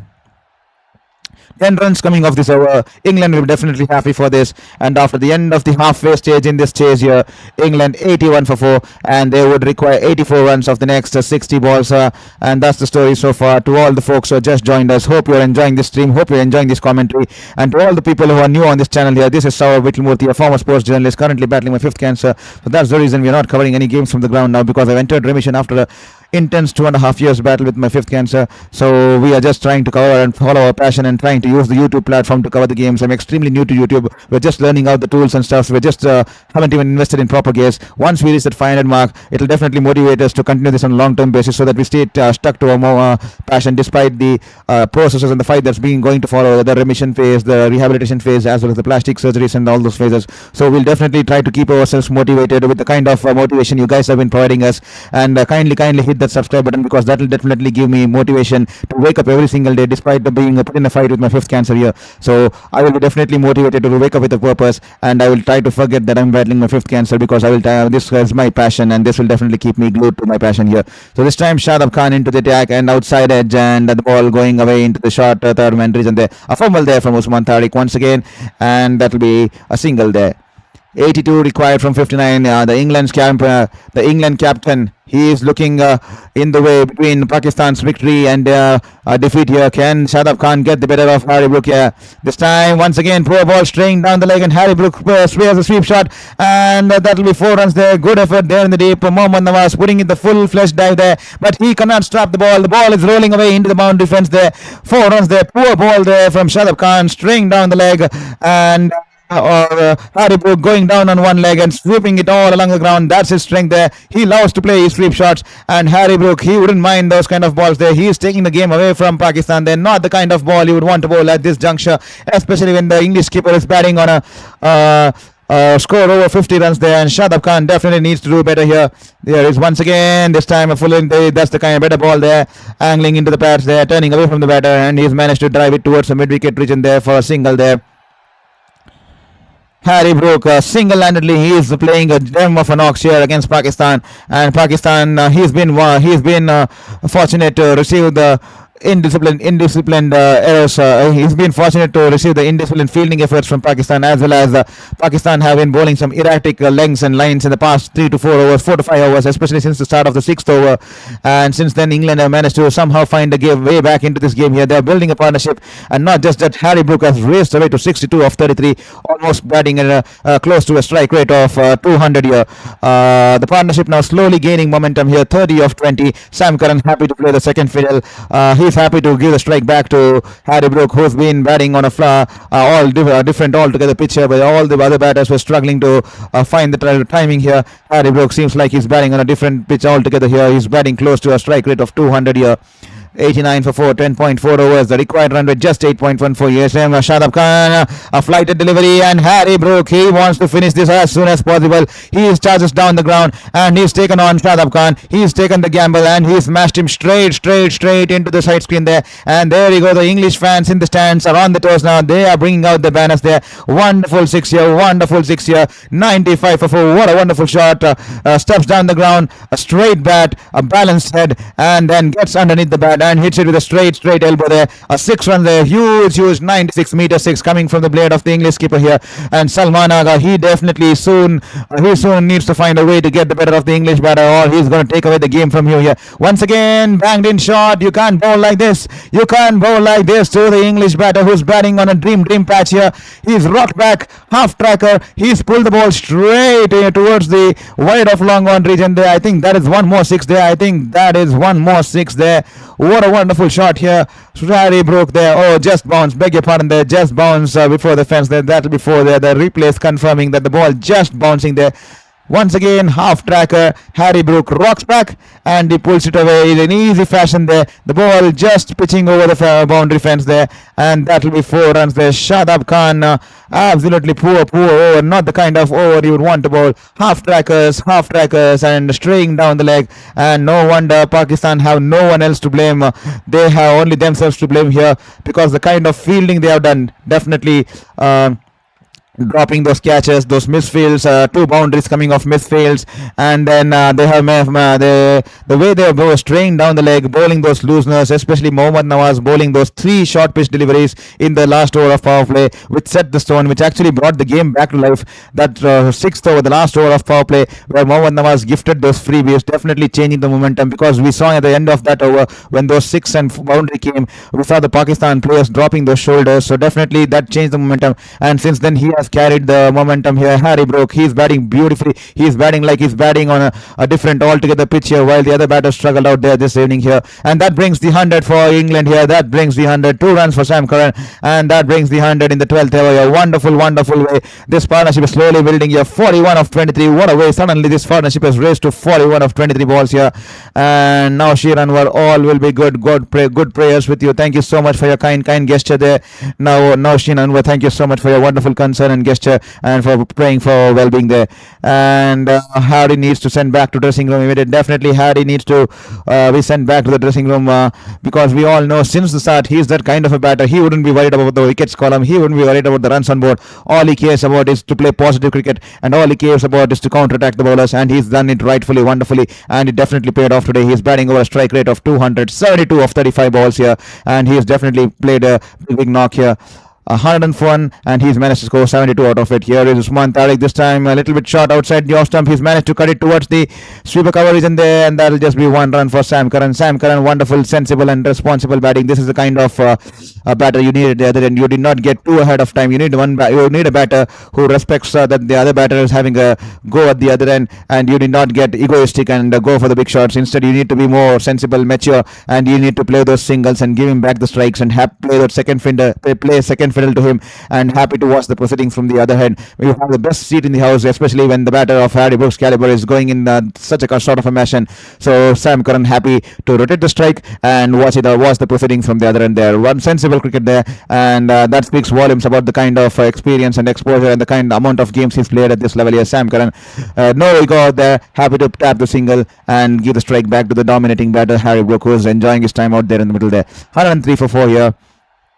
Here is Usman Tariq. This time banks in a little bit short. Sam Curran goes for the pull shot, and this time, oh my God, the commentators curse once again. I was just telling you that Sam Curran is happy to play the second fiddle, but that was a poor ball that was meant to be hit, so I wouldn't be worried about that. But he's not managed to time it. He's not managed to hit it with a complete domination there. He's only managed to hit it straight down the throat of the fielder there in the mid-wicket region. Usman Tariq, poor ball there, a half tracker, and Sam Curran realizing that this ball was supposed to be dispatched, goes for the pull shot, only managing to hold out to the fielder there in the mid-wicket region there. Mohammad Nawaz there, sitting low, crouching low, takes an easy catch, and Usman Tariq with his celebration out there, he realizes this partnership was taking Pakistan away from the game, and rightfully he has provided a breakthrough here. Unfortunate there, that was a poor ball there. Lucky for Pakistan, but extremely unlucky for Sam Curran, England there. 103 for 5 years. Sam Curran will have to depart there. That is half the team back in the dugout there, and the partnership of 45 runs has been broken here. They were suddenly trying to brew something out there in the middle, a match-winning partnership brewing out there in the middle, and Usman Tariq has definitely given this breakthrough, and that should definitely bring back the momentum towards Pakistan, or at least they should start believing that we need to be on the top of our games here. This would give them the opportunity to assess the things, bring the team together. They could have a light pep talk and probably look at the positive side and what better they can do and how they can lift themselves, because they were definitely looking like dropping shoulders all this while here, especially the way Harry Brook's been batting, and they definitely needed to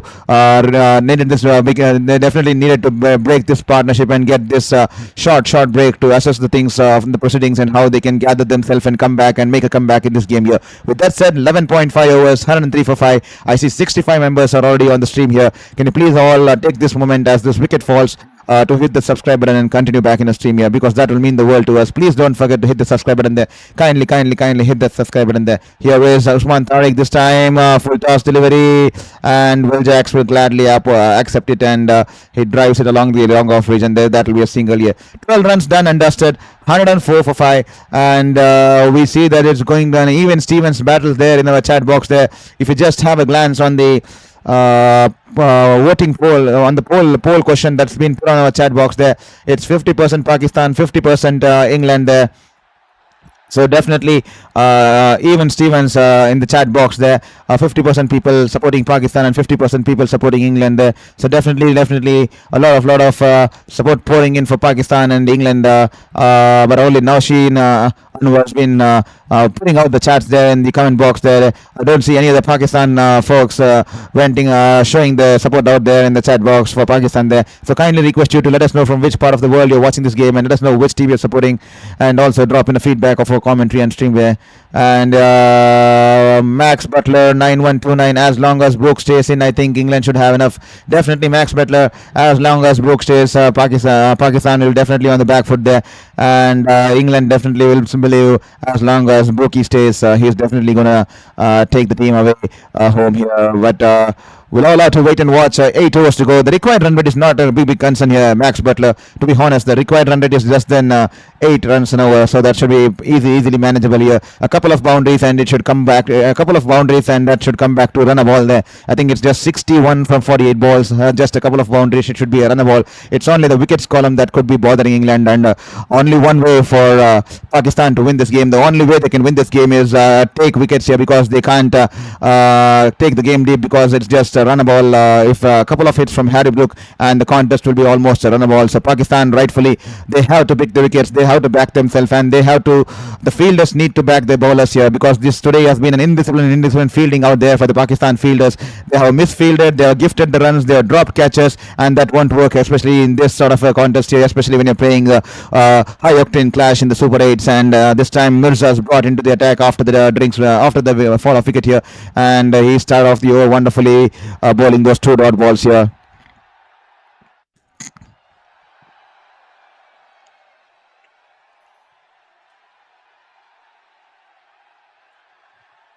Ryan Matthews, who is playing tomorrow? I think Sri Lanka is host. Sri Lanka and New Zealand and Sri Lanka are playing tomorrow here at Colombo. So definitely that is going to be an interesting contest. This time outside the off stump and half tracker here, and Will Jacks wouldn't miss out on that. Wonderfully, he's gone over the wide of long off region there. That is 6. That will definitely release some nerves for Will Jacks. He's been batting beautifully in this tournament. He's been England's savior in almost all the games. He's been scoring the final finisher role. He's been donning that finisher role. Wonderful from the management, wonderful from McCullum, wonderful from Tesquatic, because Will Jacks was playing on the top of the order there, but they realized that they would require the Will Jacks as a finisher in this tournament, in this sort of a format, and rightfully they have despite demoting him in the batting order, they have motivated him to play this kind of a role. And Will Jacks has grabbed it with both the hands here because he's been scoring those important runs in the end in all the innings, be it the Nepal game, be it the Italy game, because be it the last game against Sri Lanka, the 21 runs he scored, and in the Nepal game he scored I think 22 runs of the last over, and in the Italy game also he scored around 20-25 runs in the last over, and he's been batting with a strike rate of 194 in the tournament here, and that's the reason England have managed to get those extra 15-20 runs cushion when defending targets, and he's been the key batter there. So Will Jacks definitely once again hitting that six here, releasing the pressure there and putting the pressure back on the opposition here. So England is Sri Lanka is playing New Zealand tomorrow. Ryan Matthews, that's going to be an exciting contest. That's going to be an exciting battle once again, especially with Sri Lanka losing the first game and New Zealand missing out unfortunately because the first game was washed away due to rain. I think it's extremely unfair when nature plays its role and both the teams have to share the points while the other teams get to play the games. We need to find out and figure out a way how we can sort this out going ahead in the future, because definitely it feels unfortunate when you have three games in Super 8 and when one game's washed out and you manage to lose one, then you're almost out of the contest there. Linton, England should win. Okay, Linton's Milky, Schmeichel, beg your pardon if I pronounce it wrong there. Definitely England look positive to win from this moment here. They're definitely looking have look like they have the upper hand, especially with Brook out there in the middle with the likes of Will Jacks, who's been in top form. So definitely England look like in a good situation. A couple of hits and it will be down to run a ball. So definitely England look like in dominating position here. But for Pakistan, a wicket or two could turn around things. Probably a double wicket breakthrough. Someone from Usman Tariq or the likes of Shaheen Afridi coming back and picking up 2 wickets in 1 over. That could be a dream comeback here. So we never know, because this cricket is a cruel game, unpredictable game, especially in this format of the game. We'll have to wait and watch. Stay tuned on Sports Beyond Cancer here, and please hit the subscribe button. I just see only 4 people have managed to hit the subscribe button there, so kindly hit the subscribe button, because that will mean the world to us, because that will motivate us to keep in this fight and believe in ourselves in this fight and not give up on hope and life here. This time Usman Tariq into the tag, wonderfully bowled outside the off stump. Harry Brook guides it to the short run fielder there. He was interested for the single there, but Will Jacks rightfully sending back Harry Brook, because that would have been suicidal if they had gone for the run there. And Ryan Matthews, they cannot defend those runs. Yes, definitely it looks difficult for Pakistan to defend those runs, but a double wicket over here could definitely lead Pakistan to run through into the tail enders of the English batting lineup here.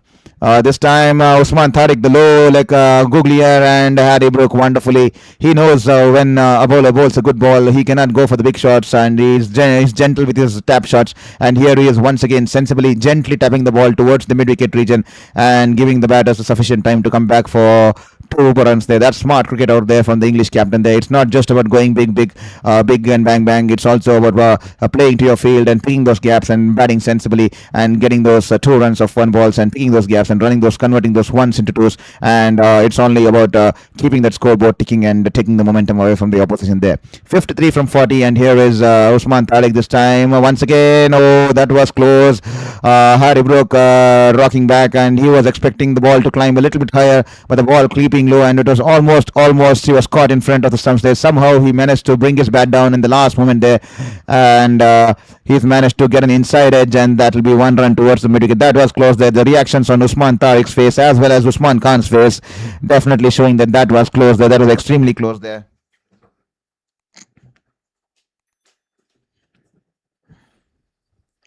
Here is Usman Tariq running into all those jacks.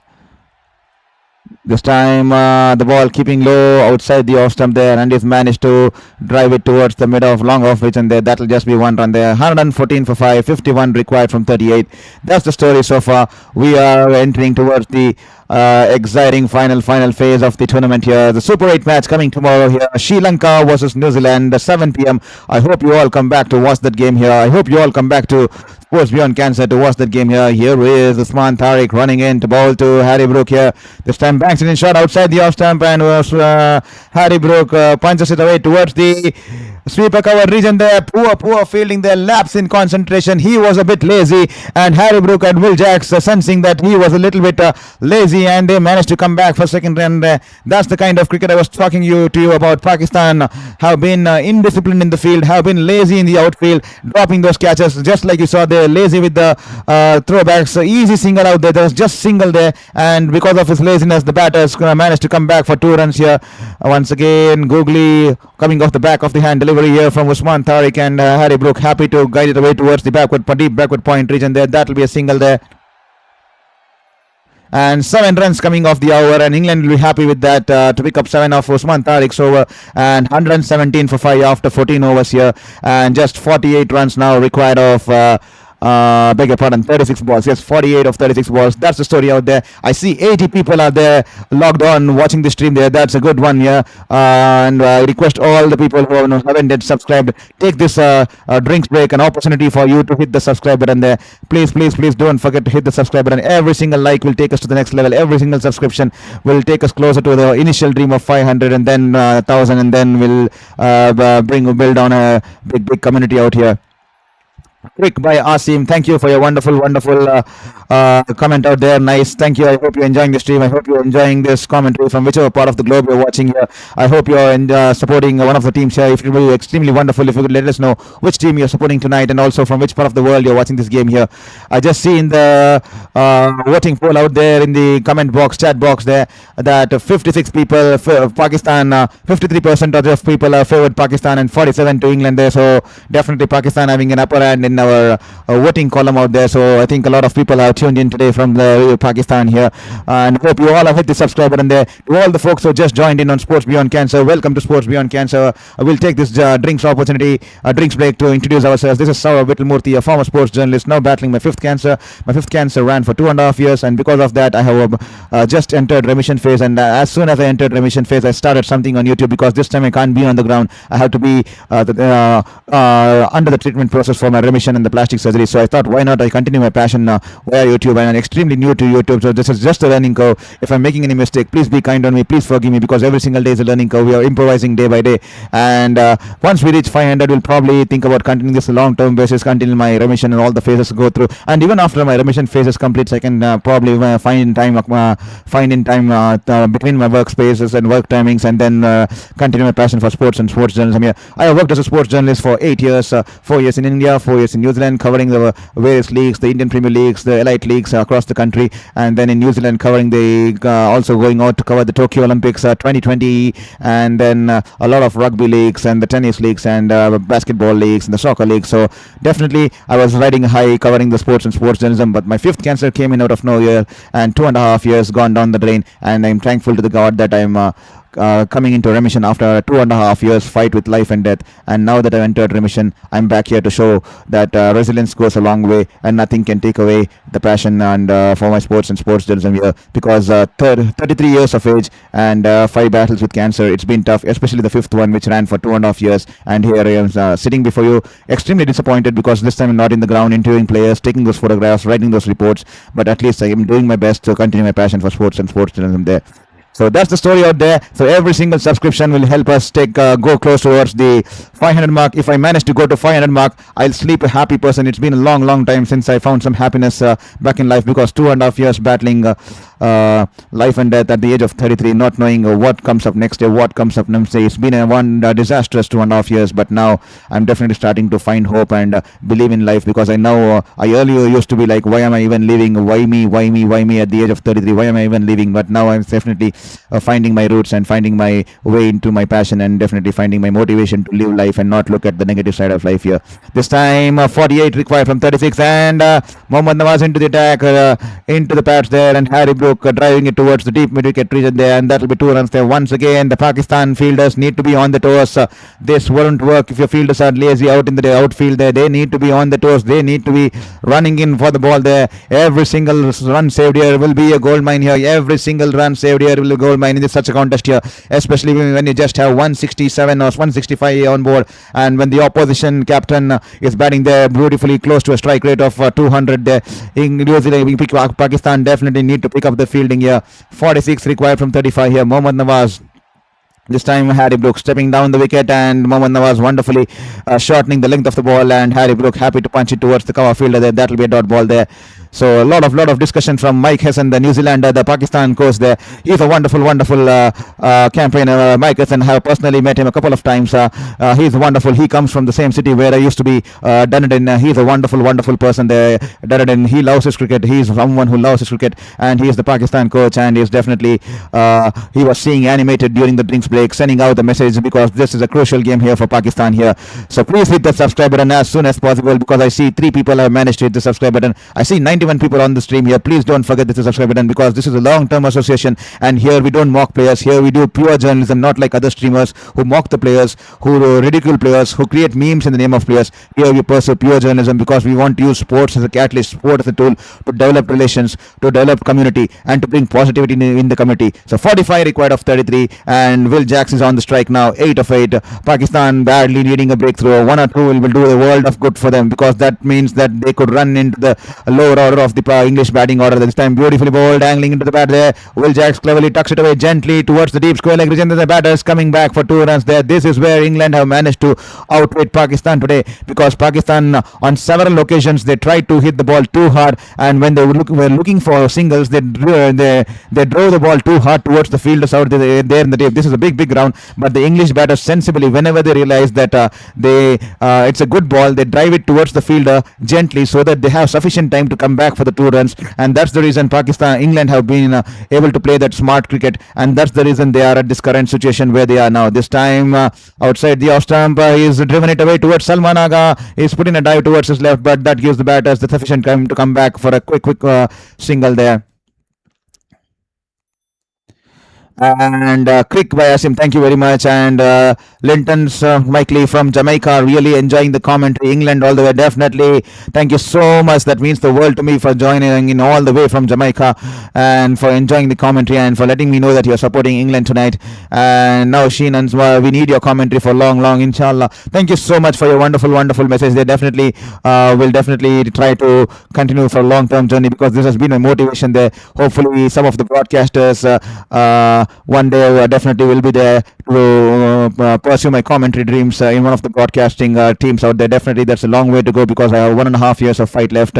So once I complete the fight, hopefully the universe shows its way, and one day I can be there in the broadcast team somewhere, putting out my commentary, putting out my inputs, and pursuing my passion day in and out, and showing it to the world that despite 5 cancers, I still did not give up on my dreams there. So that said, and that will be a wonderful story of resilience which I want to put, because I definitely don't want to give up, be it the 5th cancer, be it whatever life throws at me. I do not want to just settle with something. I just want to keep pursuing my passion, and hopefully one day the universe will reward us.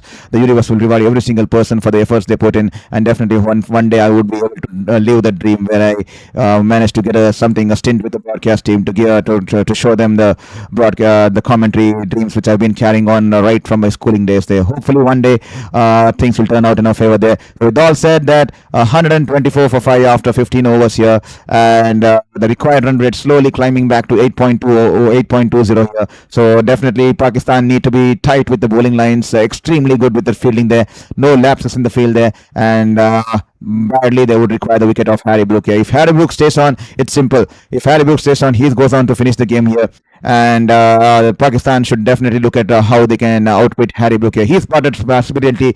He's played a captain's knock. He's led the team from his front, and a win for here is Usman Tariq. Beg your pardon there. I had to cut my statement back halfway through, as Usman Tariq into his try there, and a little bit straying down the leg. Harry Brook tried to paddle it down towards the deep. That's towards the short fine leg fielder there, and Shaheen Afridi there going in with the wild throw once again. Why do you have to throw such a wild throw, and that giving them an overthrow? That will be an extra run there. Poor fielding there from. It was a good ball. The ball was straying down the leg. Harry Brook just tapped it towards the short fine leg fielder there, and he threw in a wild ball towards Usman Tariq, who was not prepared to receive the ball, and the Matters getting an extra run there. That's the indiscipline I've been talking about.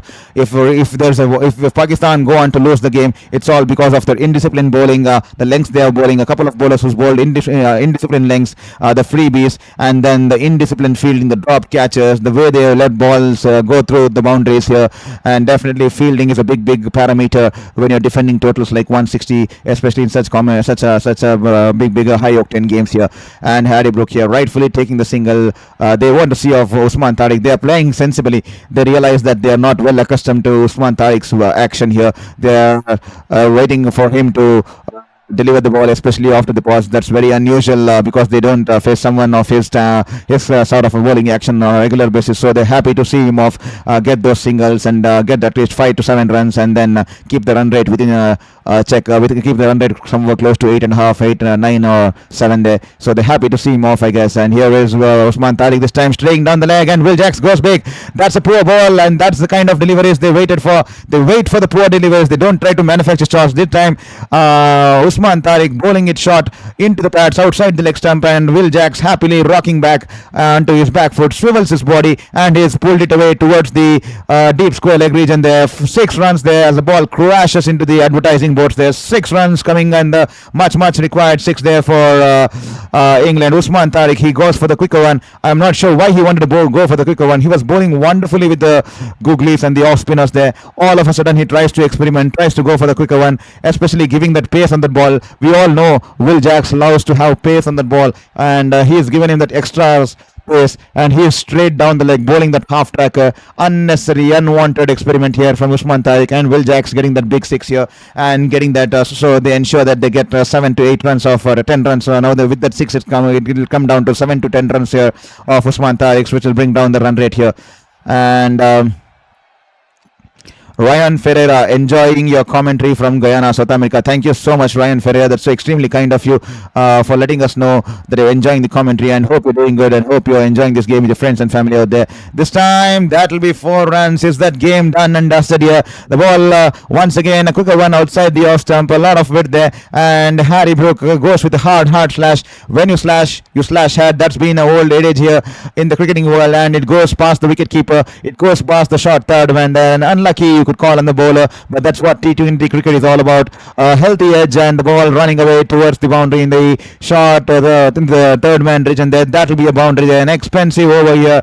Poor bowling here from Usman Tariq. He bowled wonderfully, experimenting with those quicker deliveries, unwanted half trackers there, and that will be 14 runs coming off an over. That's a big over here. Now it's almost the final nail in the coffin. It's almost close to run a ball here. 6.75. The run rate straight away from 8.5 has been dropped to 6.75 here, as Will Jacks and Harry Brook building a partnership here. 35 of 25. It's not been a all bang hitting kind of a partnership. It's just been a decent kind of a partnership. They're pacing their innings perfectly because they know what target is on board and what target they need to reach. So they're just playing according to the situation and planning according to the situation. And Harry Brook, he's played a gem of a knock, a captain's knock here. He's on 90. He deserves his 100 tonight. Here is Shaheen Afridi, too late into the attack. I think he should have been brought in a little bit early, because these English batters are going to take away the game because it's almost now a run the ball now. It's just first ball, and Will Jacks taps it away towards the sweeper cover region there, and the batters coming in back for a quick double there, and that will be 140 for 5. I think it's just 25 runs required in 23 balls. Pakistan, if they have to make a comeback in this game, they will definitely need a couple of wickets. A double over breakthrough. Can Shaheen Afridi provide the double over breakthrough here? Here is Shaheen Afridi running in to bowl to Will Jacks here. Can he get the double over wicket through here?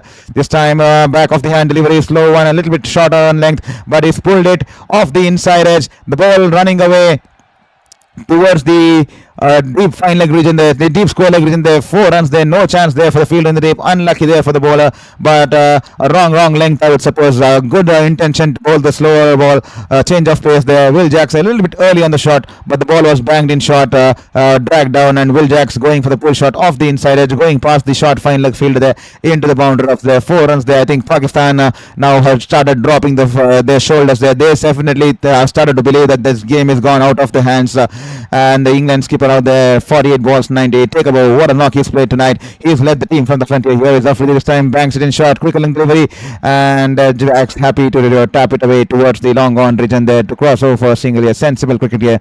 We've got the boundary, we've got the 2.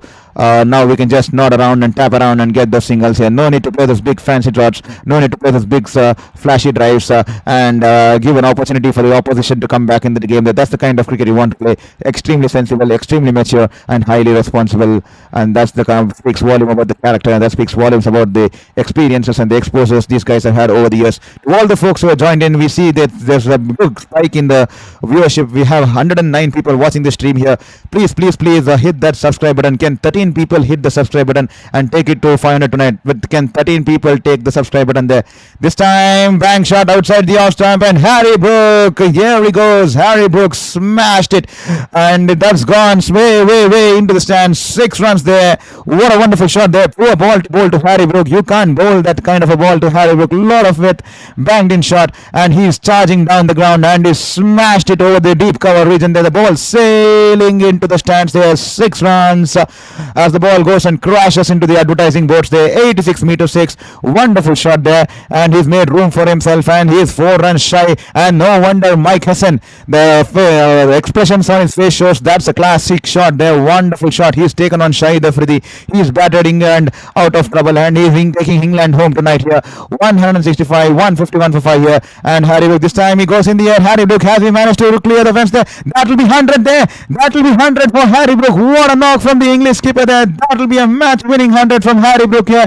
He's played the captain's knock. He's led the team from the end. No wonder the entire England dressing room, the entire England dugout, and no wonder the entire stands there in Colombo are on their toes, on their feet, acknowledging this kind of an innings here, witnessing this kind of a knock here, under pressure in the Super 8 here. What a knock there, Harry Brook. That's a century for Edges. He's led the team from the end. Coming down at number 3, he's managed to score 100 at the strike rate of 200. 100 of 50 balls. Harry Brook, take a ball. He's led the team from the end. That's the kind of leadership you want to see to take the team. What a wonderful shot, and no wonder he's elected out there in the middle.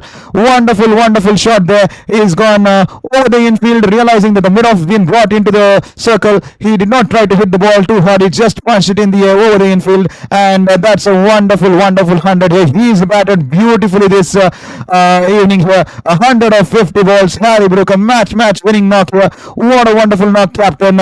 He's batted out all the attacks thrown in by Pakistan. He's played sensibly. He's picked those twos. He's tapped the ball gently in the gaps whenever there was no freebies on offer, and he's waited for the freebies, and he's played a gem of a knock, a gem for the ages. No wonder this should be written in the golden books of England, the kind of knock he's played in the crucial game against Pakistan here. And this time, Shaheen Afridi gets in a Yorker there, and that crashes into the stump, and that will be end of Harry Brook tonight. That will be the end of Harry Brook tonight here. Wonderful knock here, a wonderfully bowled Yorker, and Shaheen Afridi going straight away towards Harry Brook, acknowledging and appreciating him for the kind of knock he's played. Wonderful, wonderful sportsmanship spirit shown here by Shaheen Afridi and Pakistan here. They realize that this is the innings that probably took away from this game, and they would be happy that it required this kind of an innings to beat Pakistan here, because Pakistan would be happy that it required this sort of a high, extraordinary caliber kind of an innings to knock them out in this game here. And Pakistan wonderfully acknowledging his knock after dismissing Harry Brook, and they are out there just like the likes of Shaheen Afridi applauding Harry Brook for his wonderful gem of a one knock here. Wonderful stuff there from Pakistan to show that sportsmanship spirit there, and that will be the end of the 17th over. 155 for 6. A little too late for Pakistan to get in that wicket, but nevertheless, to all the people who watch this stream, to watch this game all around the globe, and all the people who are out there extremely lucky in Colombo to watch such a gem of innings in their lifetime. Harry Brook, take a ball, walking it at number 3.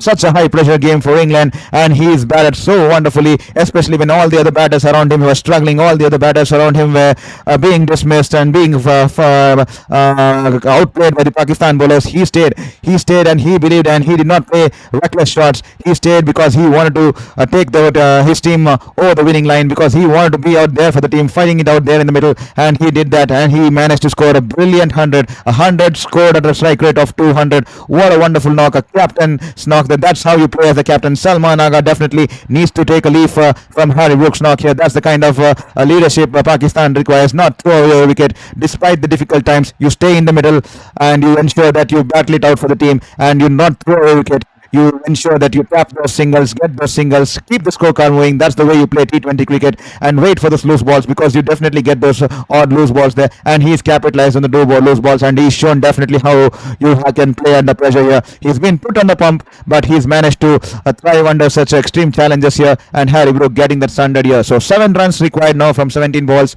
with the Pakistan almost out of the game here. And Mirza's been brought into the attack here. To all the folks, please help me reach that 500 goal mark tonight. I see 112 people watching this stream here. Can you get me 500 tonight? Can you get me to 500 tonight? It will be extremely happy. I'm sleeping an extremely happy person, just like Harry Brook and the English camp here. Please help me get the 500 mark tonight.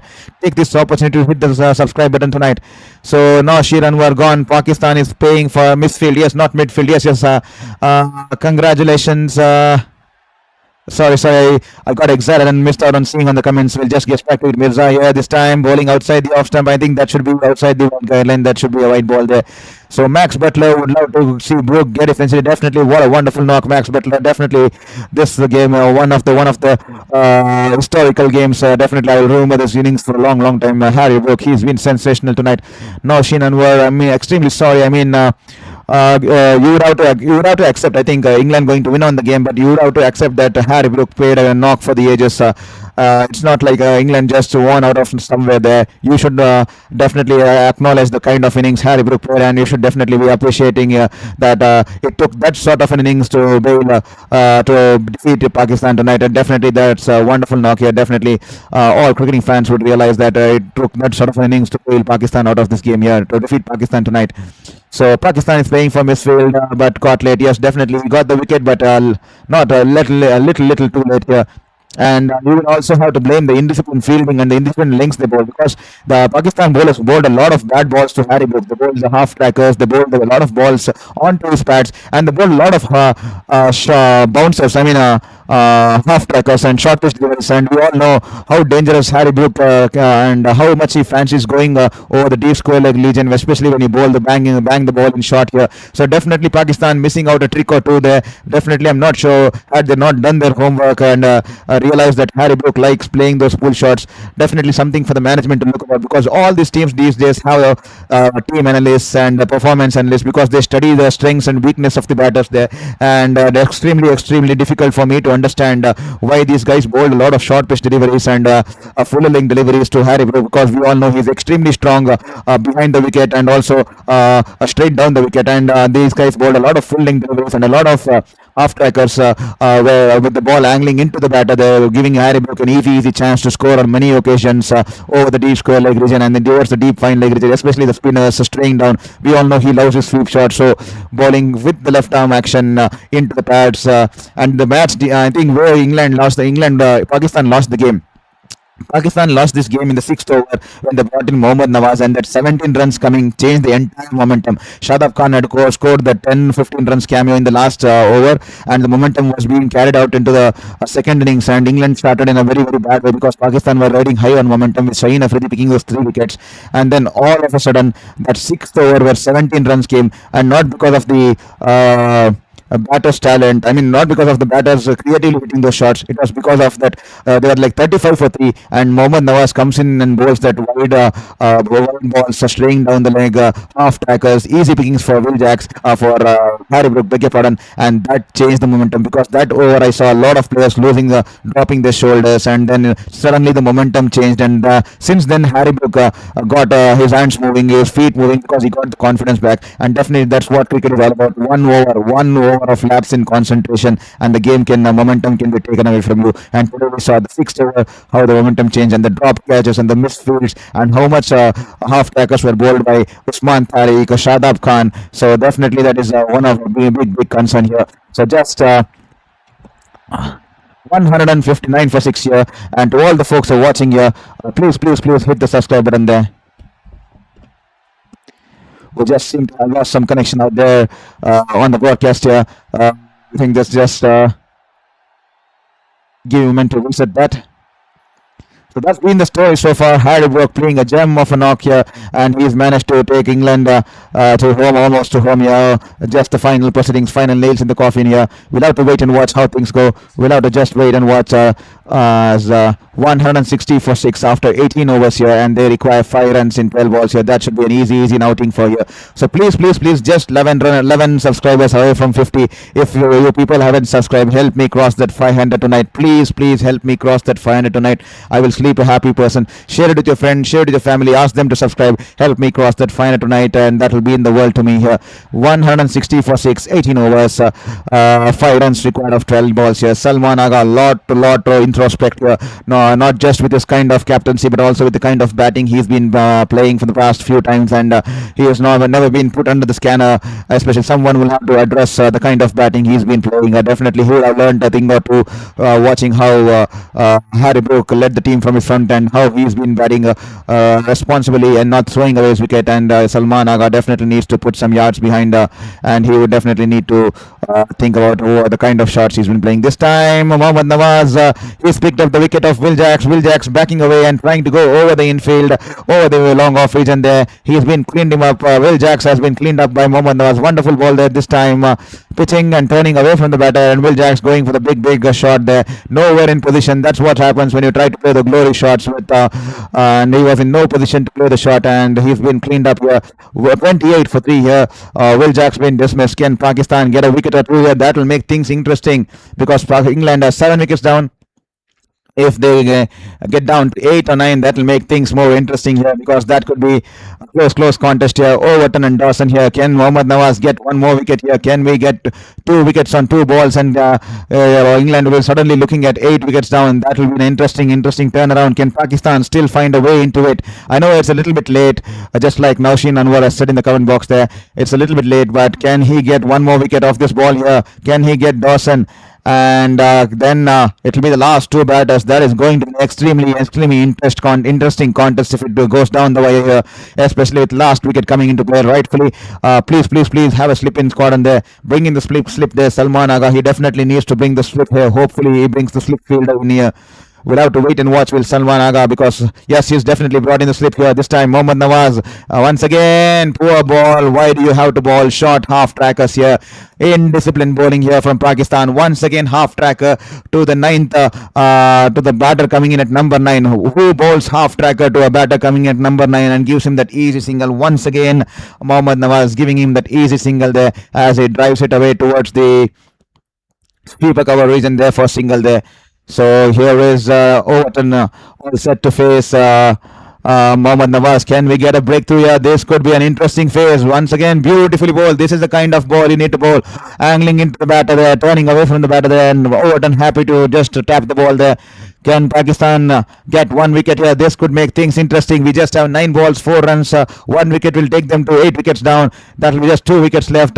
Can Mohammad Nawaz produce a moment of magic here? Can he produce a moment of brilliance here? Here he is running in and once again straying down the leg, and this time he stuck it away towards the mid-wicket region there, and no field run there. That will just be a dot ball there. This is getting interesting. 4 from 8. I definitely, to all the listeners who have been watching the stream right through the first innings and second innings, I definitely told you that they were 10 runs short. I told you that they were 10 runs short. I think that's the 10 runs that's been causing them the difference here. And the Babar Azam's run a ball strike rate there definitely big concern there. But this time he's stumped there. He's stumped. Told you this is going to be an interesting contest here. He's been stumped. He's flighted the ball and he drew Overton to come out and step out and play that big shot. He stumped Overton to step out and play that big drive. Wonderfully tossed, and the ball being taken away from the batter, and Jamie Overton stepping down the ground trying to go for the big shot there. He's lured him to play that false shot. He's lured him to play that big shot. This is the kind of Mohammad Nawaz we wanted to see in the 6th over. He's been bad then, but he's made a comeback now. He's trying to give Pakistan an outside chance. Still difficult, an outside chance because they have only 2 wickets left there, and he's been stumped there. Usman Khan bringing the stumping there, and Pakistan here. Poor cricket here from Jamie Overton. Absolutely throwing England under the bus by putting England under more trouble here. Why do you want to go for the big fancy glory shot here? We all know that just 4 runs is required. You can go for a boundary. You can pick those gaps. You can try to hit the boundary along the grounds. You can try to play the pull shot, and you can try to play the sweep shot here, but he wanted to go for the big shot, aerial shot, glory shot, and he has been stumped and he's provided Pakistan an outside chance here. Harry Brook would not be happy. He would definitely, Jamie Orton would definitely would not want to look into the eyes of Harry Brook or Brendan McCullum once he walks back into the dressing room here. 161 for 8 after 18.4 overs. 4 runs from 7 balls here. Can Mohammad Nawaz pick up one more wicket in this last ball here? That would be a dream over here. Can he pick up a wicket? Bring in that slip, bring in that close fielders here. Jofra Archer, he looks nervous here. Mohammad Nawaz is all set to run in to bowl to Jofra Archer here. Here is Mohammad Nawaz, wonderfully bowled, and he's just tapped it back to the bowler there, but that will be a misfield there from Nawaz as the ball goes past him, and that will be 1 run here. 3 runs are required from 6 balls there. That's a crucial junction in the game. The ball's gone, it's bowled wonderfully there, and that will be 3 required from 6 balls there. Oh my God, what a over it was. I definitely knew something was round the corner, especially with the way Jamie Orton was moving in the crease. He was not comfortable, and we knew that he was going to play a big release shot, and Mohammad Nawaz taking the ball away from the batter there. And can Pakistan brew something out there? I think it will be definitely interesting if one more wicket falls and then 2 runs are required with just last wicket to go. And Mike Hassan there, can this go down to a super over? It will be extremely exciting to all the cricketing fans. If the game goes to a super over, can this game go to a super over? Can Mirza produce a moment of magic? Can he bowl those 2 toe-crushing Yorkers there? Can he produce the 2 toe-crushing Yorkers? All we need is 2 toe-crushing Yorkers.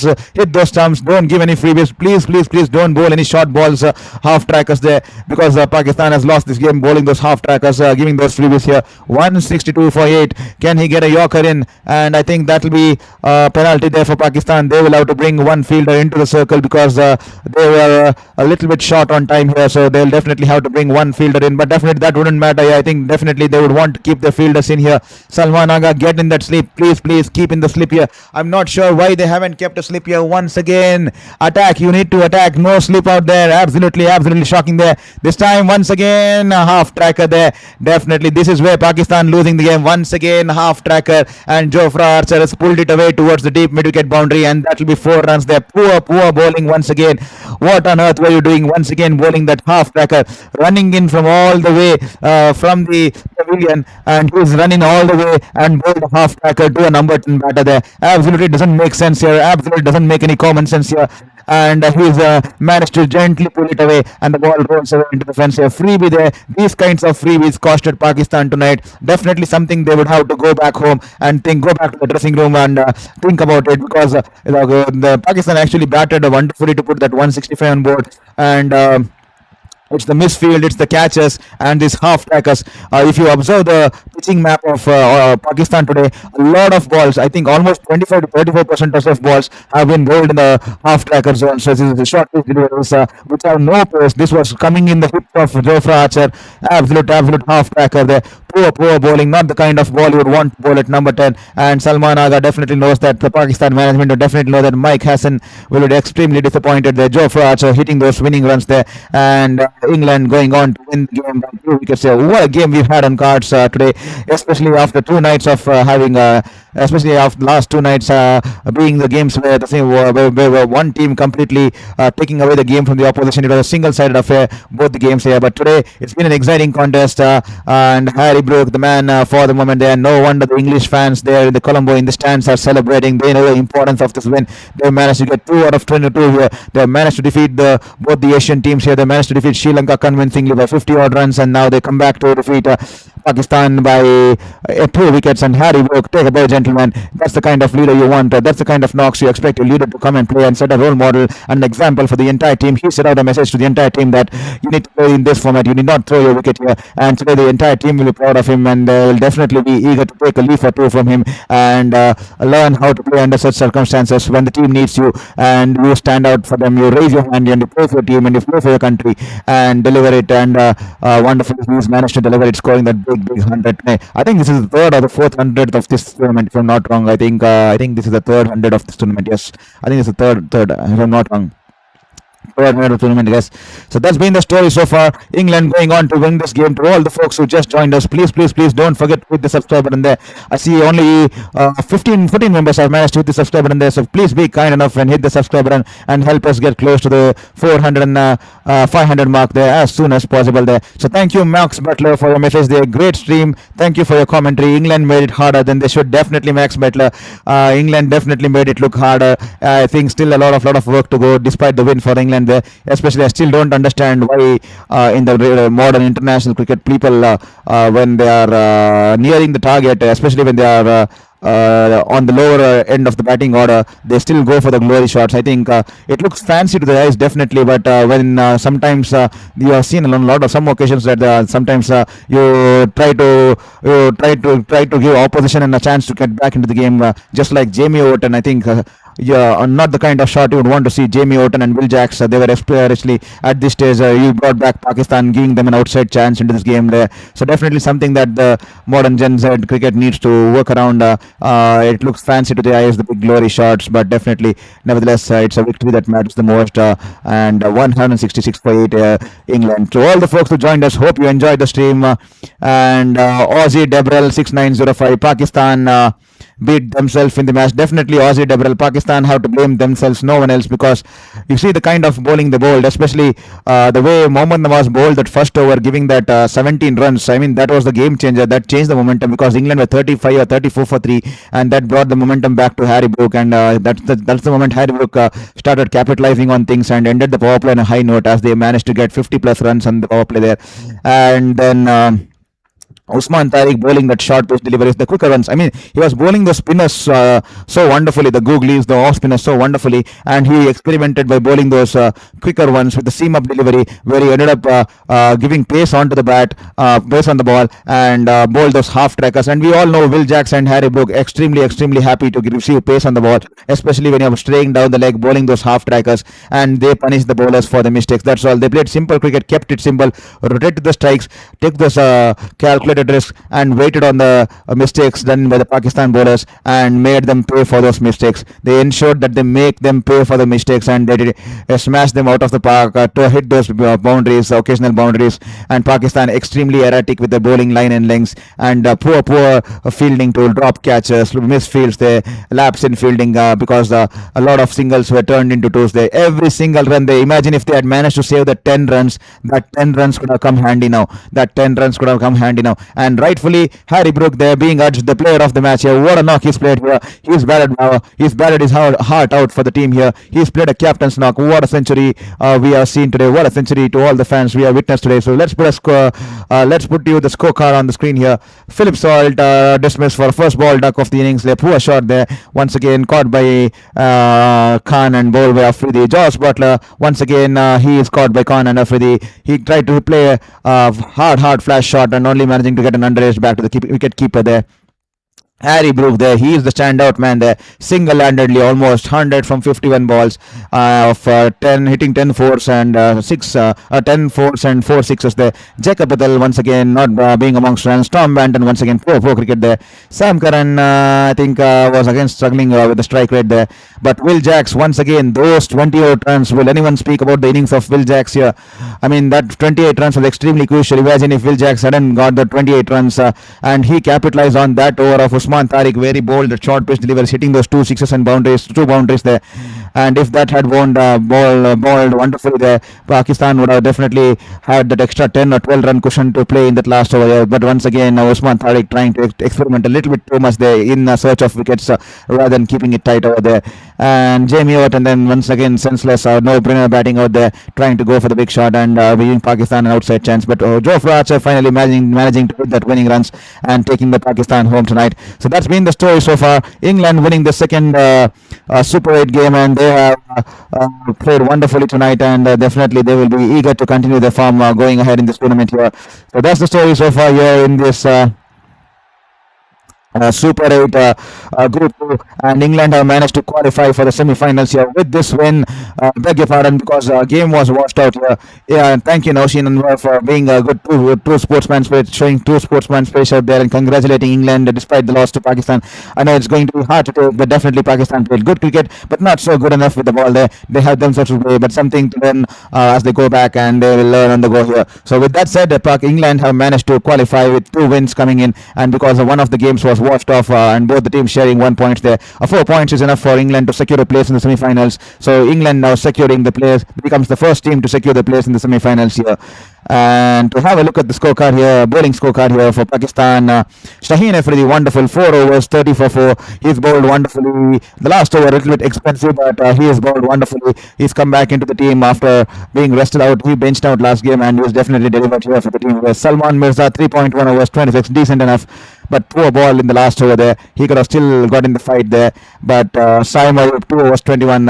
He's bowled poorly today, especially Saim Ayub. He did not bowl the right lengths and lines, and Mohammad Nawaz picking up those 2 wickets of his last over, but he would have to be he would play a major factor because he started the proceedings going towards England's favour. The sixth over, extremely poor stuff in the sixth over. When the opposition team is under pressure, you come and bowl those freebies and relieve them of the pressure. Only if they had built up the pressure there, and Harry Brook could have tried to manufacture something out of the box there, and he could have led to his dismissal there. But definitely that 17 run over turning the things in England's favour there. Shadab Khan once again expensive, poor bowling, half trackers outside the off stump, giving room to the batters there. And today, once again, you saw he was not high on confidence. He was bowling the balls quicker and flatter because he was afraid that Harry Brook will come down to him. But the other day, he throwing, flighting the ball, taking the ball away from the batter. That's the time when leg spinners find those catches, find those top edges, and those missed times. But today, once again, Shahid Khan, I'm not sure what went wrong to him. He was trying to bowl the quicker ones, and the England batters rightfully punishing him because of his wrong things here.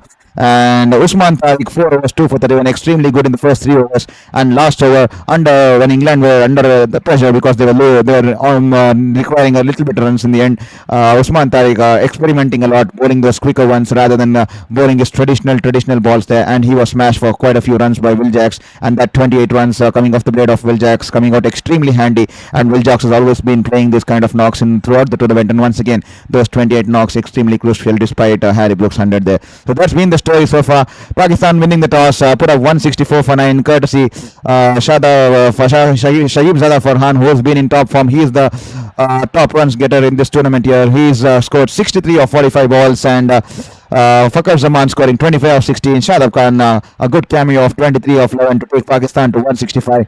And after that, for England with the ball, it had been, beg your pardon there, Joe Archer 2 for 32, Jamie Orton 2 for 26, but Liam Desson bowled beautifully 3 for 24, and Adil Rashid 1 for 31, and that's been the story so far. England in reply 166 for 8, courtesy of wonderful knock there by the English keeper there, Harry Brook, under pressure when all the wickets around him kept falling. He stayed, he believed, and he fought for his team. He waited for the bad balls, he waited for Pakistan to make mistake, and he capitalized, and he's led England to a wonderful victory, and he has led England to the semi-finals here because this is their 5th consecutive T20 World Cup semi-final here.